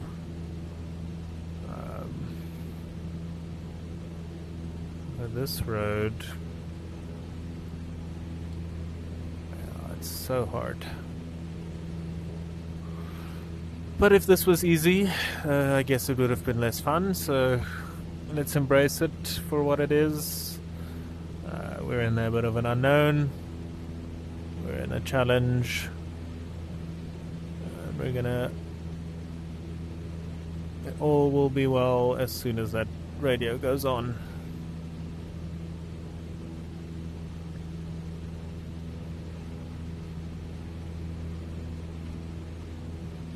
Still want to climb gently, I just don't want to climb too sharply, because ideally I would want to go at least 100 knots, but I can't do that and climb. It's a bit of a balance I need to make. Not sure which mixture would be good. A moving needle. Okay. I don't know if we're gonna lose that VOR. I don't know what we'll do then.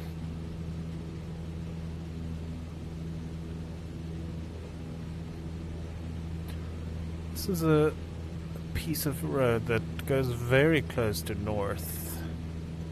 That's one I haven't seen for a while. Let's see if we can use that to our advantage.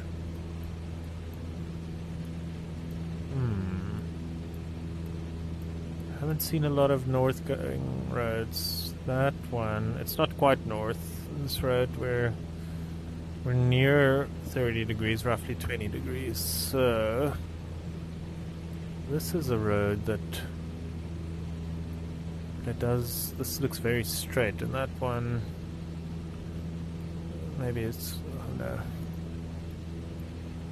it could be a function of just being zoomed out that it makes it straight. I don't know.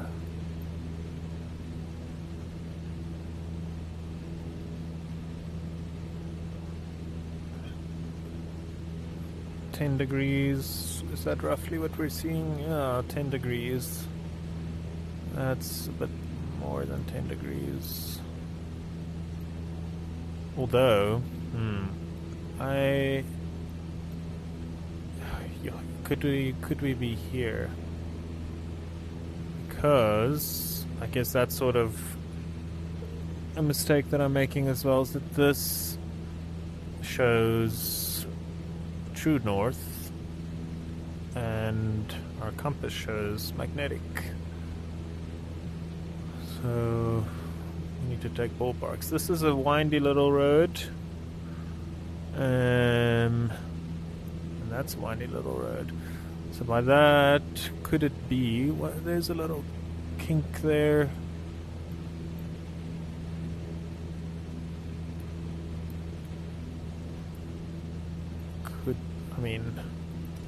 Could we be here already somehow?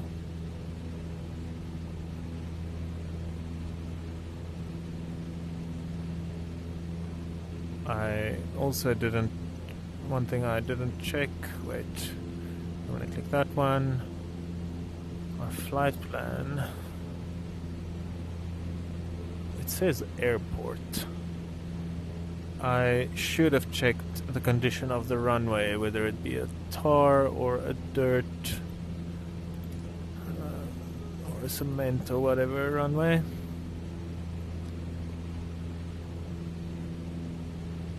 Okay. Still nothing. I mean, I don't think an airport... Wait, what was that? That's probably just an artifact, but I thought I saw some lights.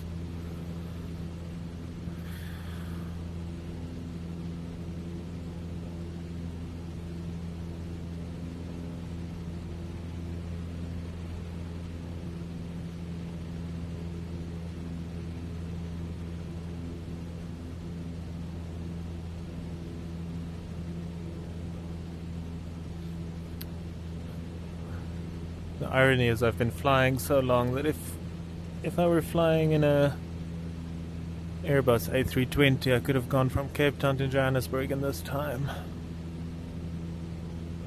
I think.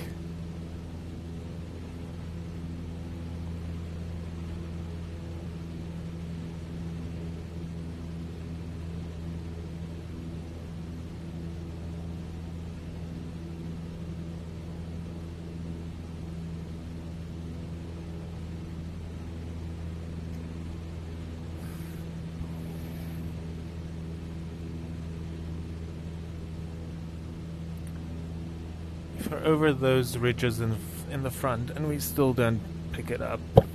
I don't know. I will fall into the valley of despair.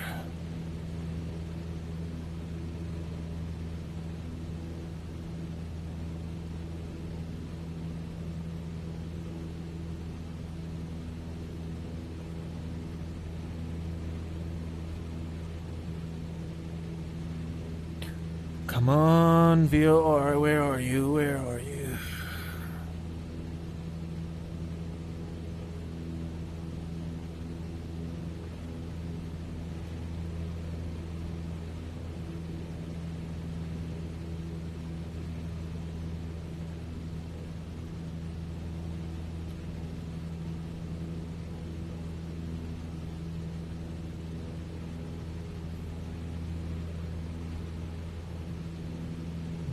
Lack of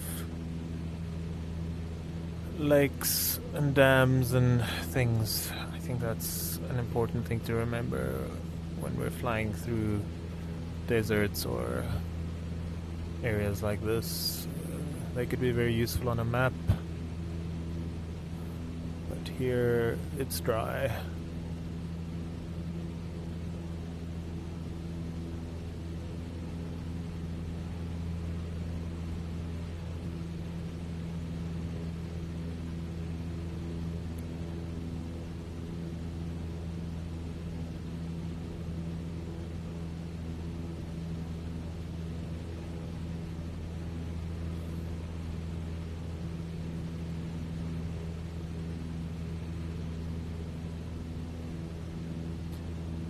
I wonder, in a real plane,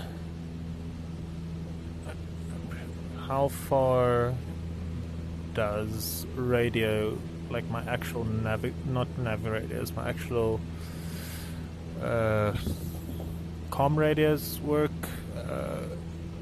In the case like this, okay, I know in the game I can go not flight assistant, ATC, and I can say nearest. Well, see, this is giving me too much information.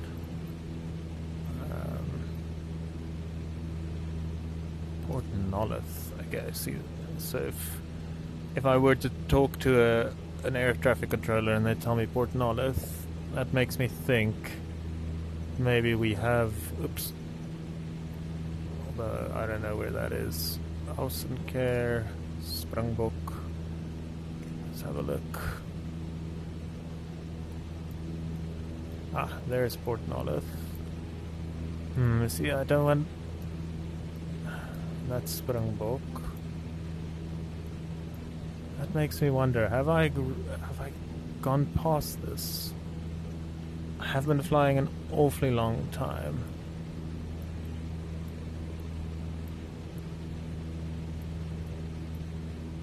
If we ask them,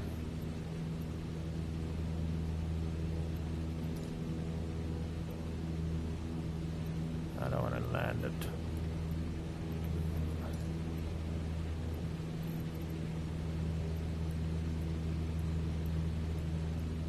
That's a realistic. Is that a realistic thing to do? I don't know. In a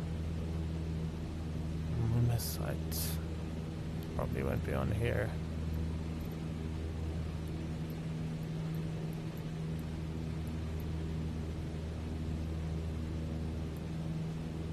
I just don't understand. Even if we say like Springbok,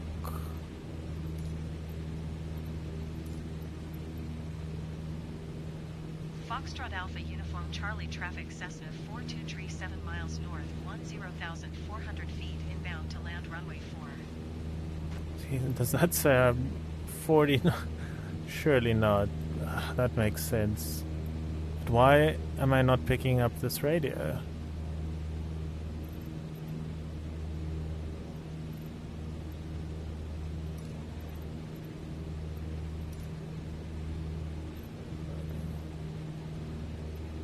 Like Port Nolith.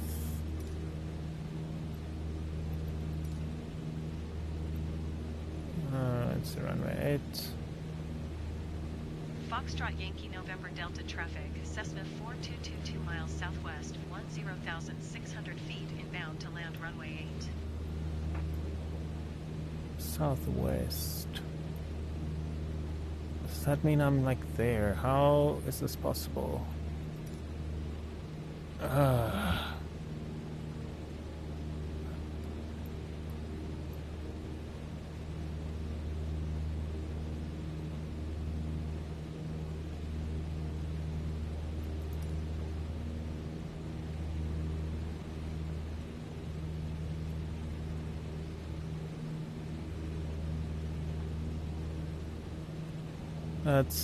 That looks like a big river. I don't understand. See, I was scared I was way too close to the ocean.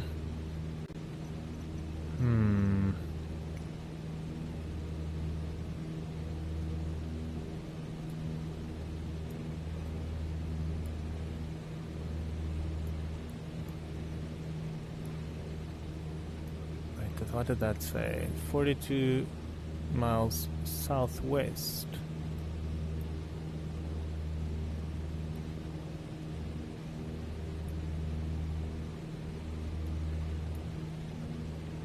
I don't know.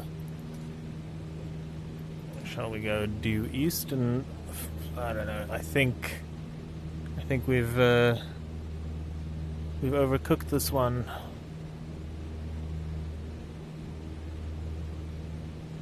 I just don't understand how I'm still picking up this this VOR. If that thing is telling me that I'm here somewhere, I'm picking up that VOR unless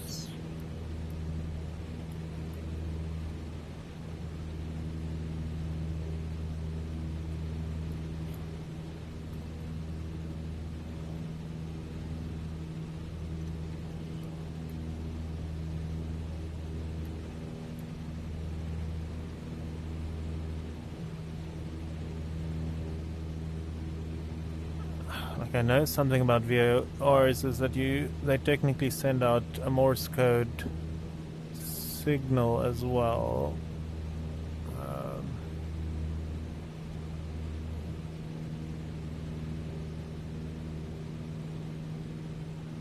We're flying away from the ocean now. There's a river. That looks it looks like a big river.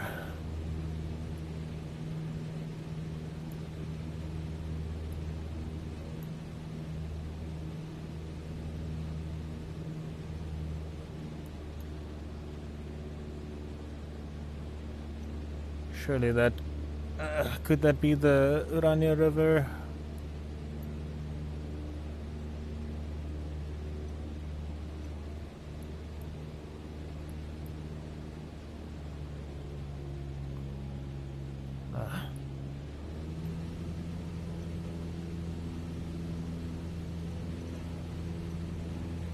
I don't understand. Really do not understand where we could possibly be.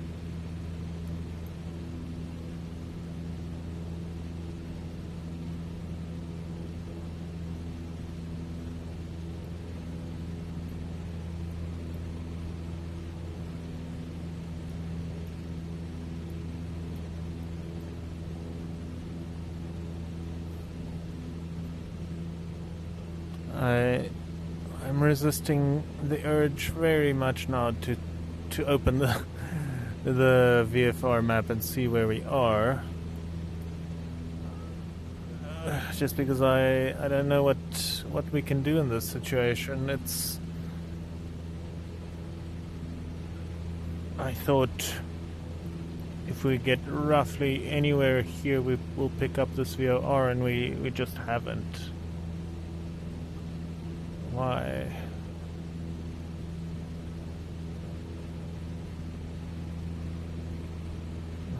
I keep on hoping I'm getting some epiphany that tells me that I did something stupid or wrong, but I don't see it.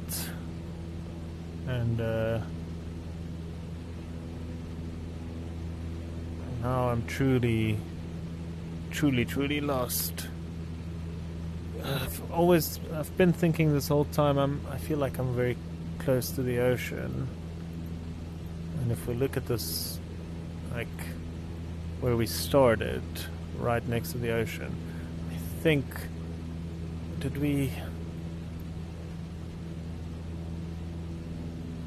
I don't know, did we fly like this maybe and end up here?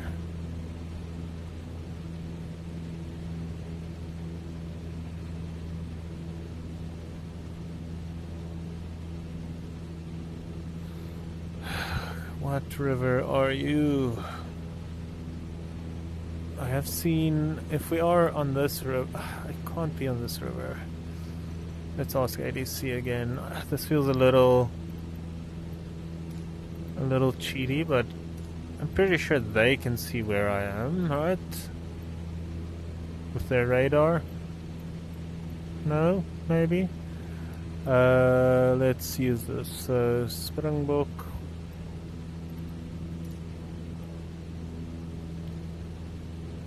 Interesting.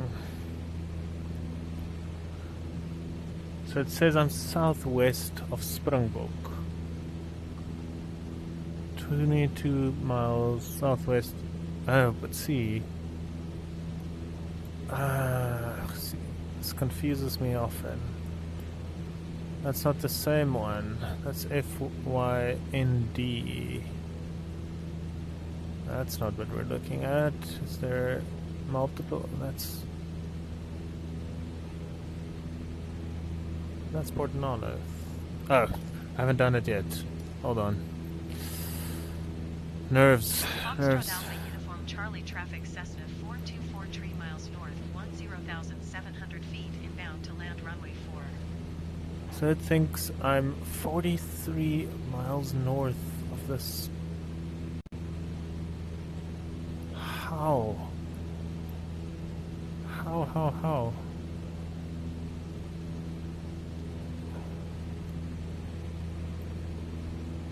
How indeed. If we're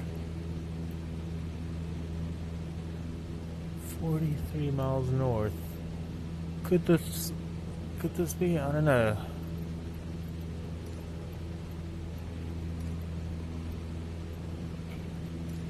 Please let me know if this is possible in the real world.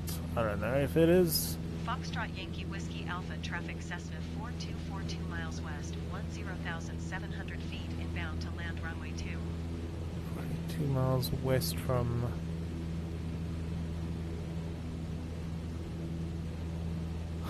What? Is this the Orange River then? If it is the Orange River, or if at least, yeah, if this is the Orange River,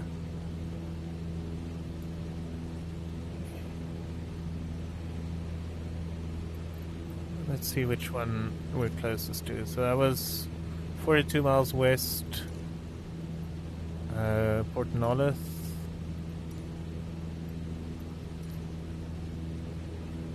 Foxtrot Yankee November Delta traffic Cessna 10 miles. 0 miles southwest, 10,800 feet inbound to land Southwest. runway 8. Well, if that's the case, if we're 10 miles southwest of Port Nolloth, let's make sure Foxtrot Yankee November Delta, and this is the river, then we will follow this river. But that means... What? No, this can't be. Can it be? Is Port Nolloth? Which side is South Africa? Which side is Namibia?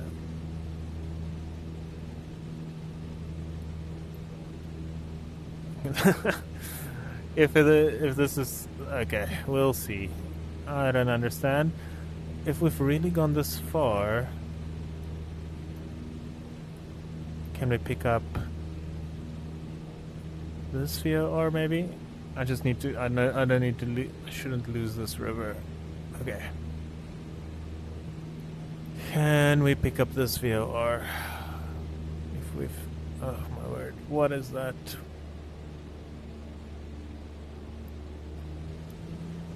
One, 2. Why does it do this? 1, 1, 2. Okay, let's keep that there. 1, 1, 2. Decimal 1.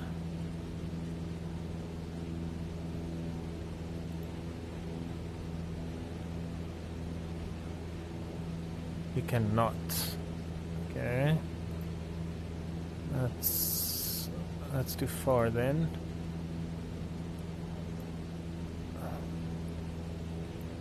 Okay, where's our river? There it is. Jeez.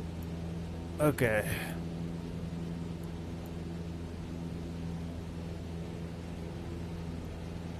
So it said we're southwest. In what? 10 miles southwest.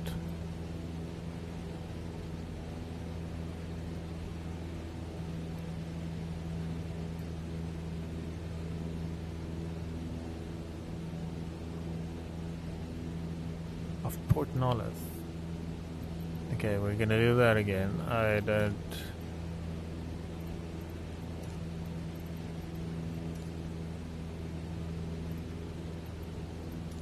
Oops.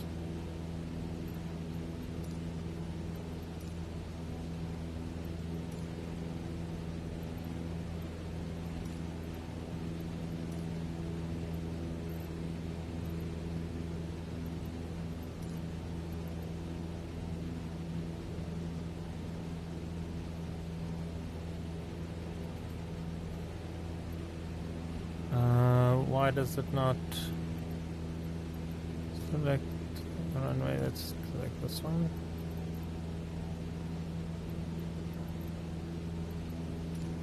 I don't understand why it's not doing it again.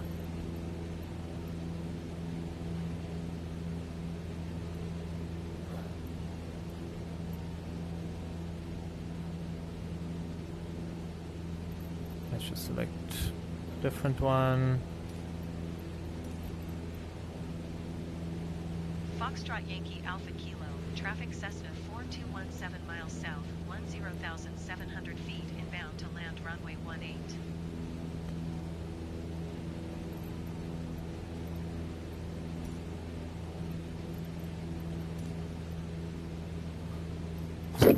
Okay.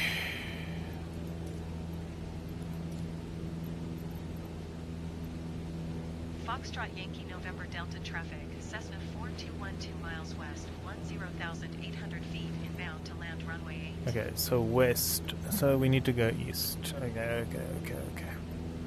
We're gonna go east. We're gonna follow the river. And we're gonna go land at Port Nolloth. What? How did this happen? How did that VOR never show up?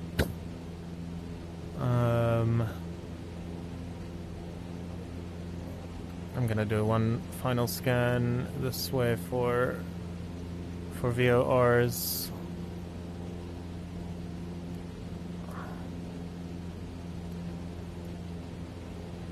I mean, it's still, you would think that it's this one. 200 miles it can go. I will have to get to the bottom of that. Maybe the game doesn't have this VOR. Is it possible? I don't know. Maybe. I just find it very strange that we're still able to pick up this one, but we can't. That seems unreasonable.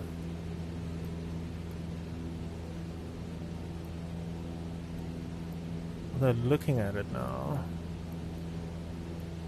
No, I don't know. I really don't know. Okay.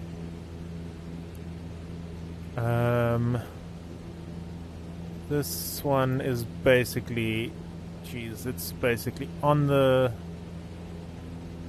Is there a road here? I don't. I see a little dirt road, yeah.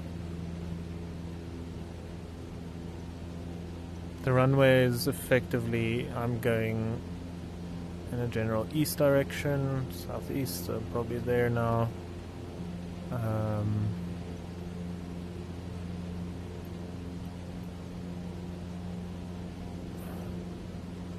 The runway should be effectively on the right on the river. Wow, how did this happen?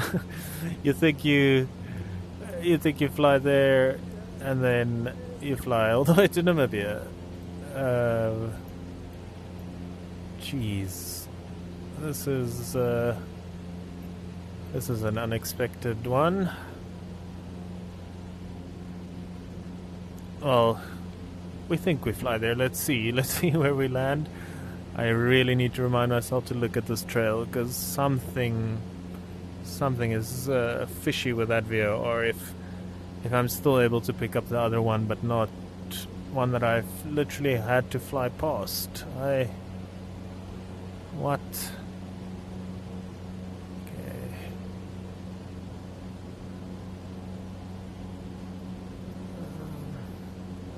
I should have closed that map.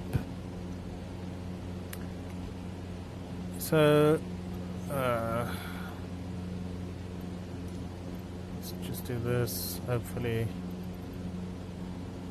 No. Interesting, I would think that if you click there it would announce that. Announce position.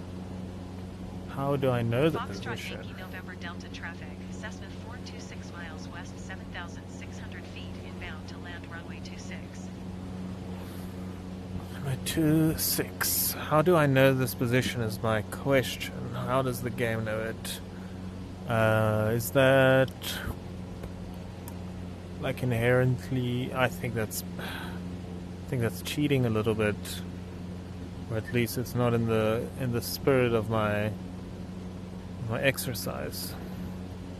But if the VOR wasn't working, does that cancel it out, or is that just me rationalizing it? I would say that's me rationalizing it a bit, but I've been flying for a while now, getting a little hungry and grumpy.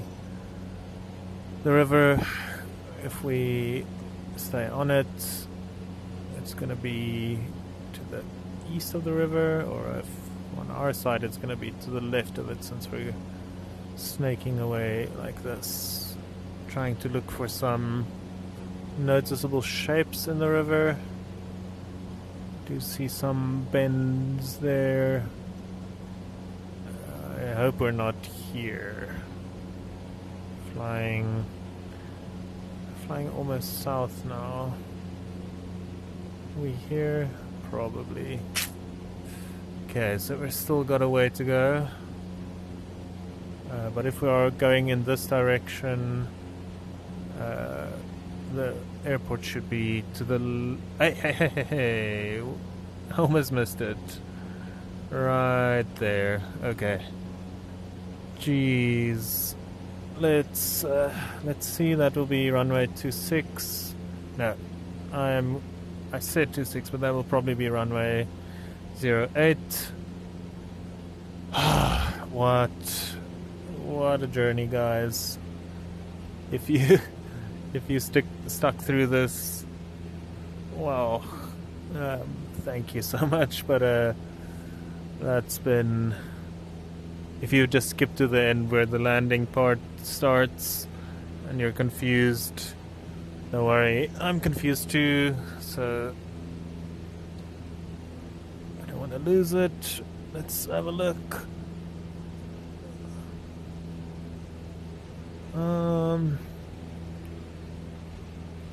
Okay. Really don't want to get lost again, so I'm not going to go too far out. I'll rather do multiple flybys and retain. Let's just have a look at our map.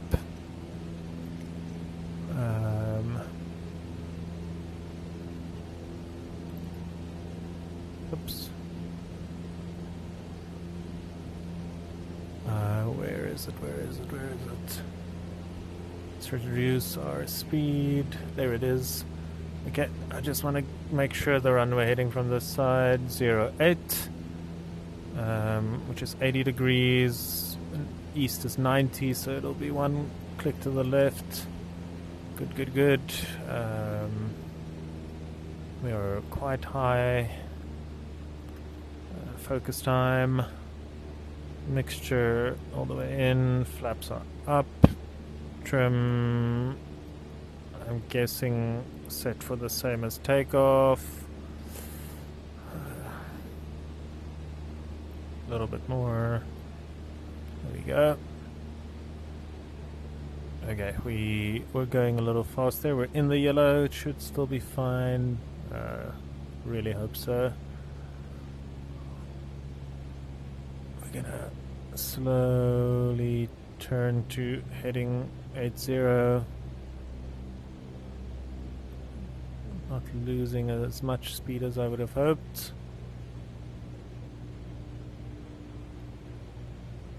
So what I'm doing, I want to get that speed in that little white area. That's the area in which it's safe to deploy our flaps. We're roughly there. I'll deploy one level of flaps.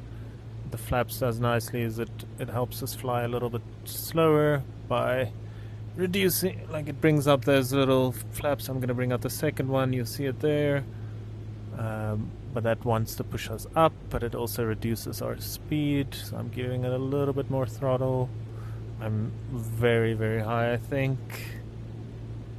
You actually, as I said last time, you think you point at the runway like I'm doing now. That's not really how it works. I think you need to have a descent angle of 3 degrees, which is really shallow if you think about it, which I'm just trying to get lower. I might damage the flaps now, I'm going too fast.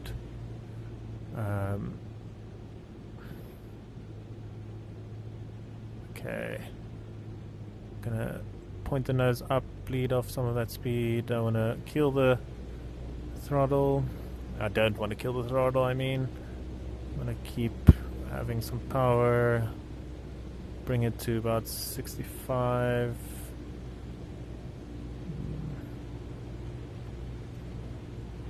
Crossing the border technically now into Namibia.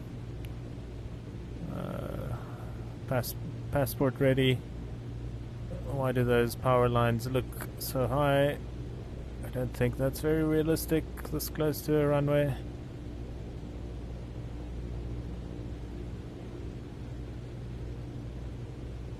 Just adding a little bit more throttle, we're losing too much speed.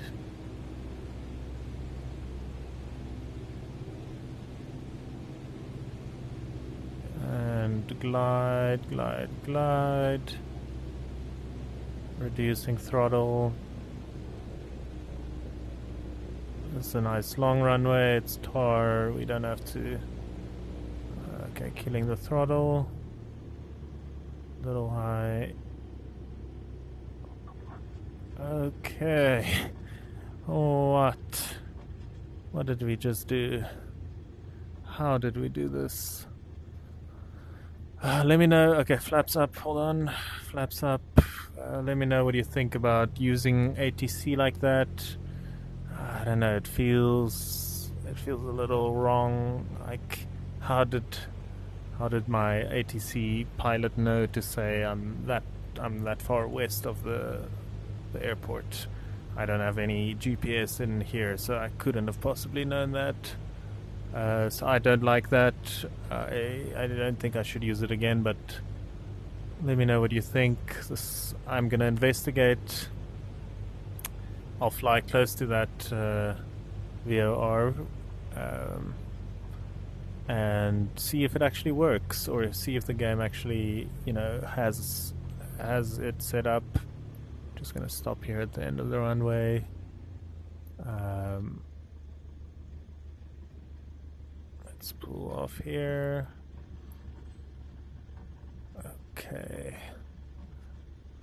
To the other side of the river should be South Africa. We are technically in Namibia, our first unintended country that we are visiting. Well, I wanted to visit it, but not in this video. But here we are.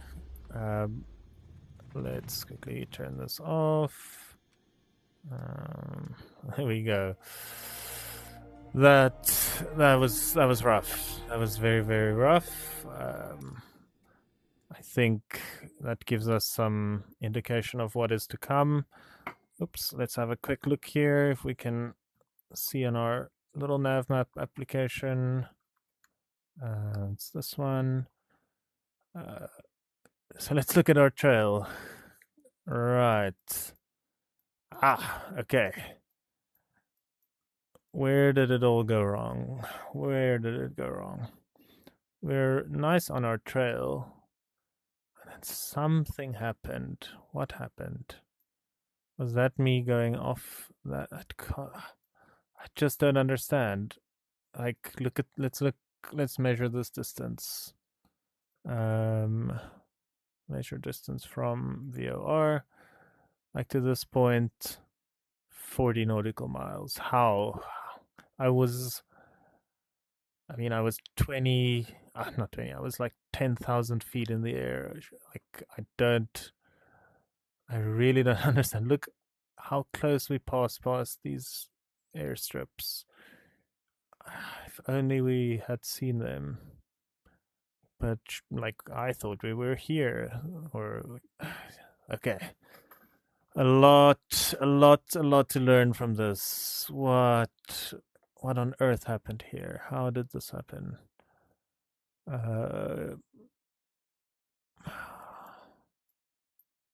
Very, very fascinating.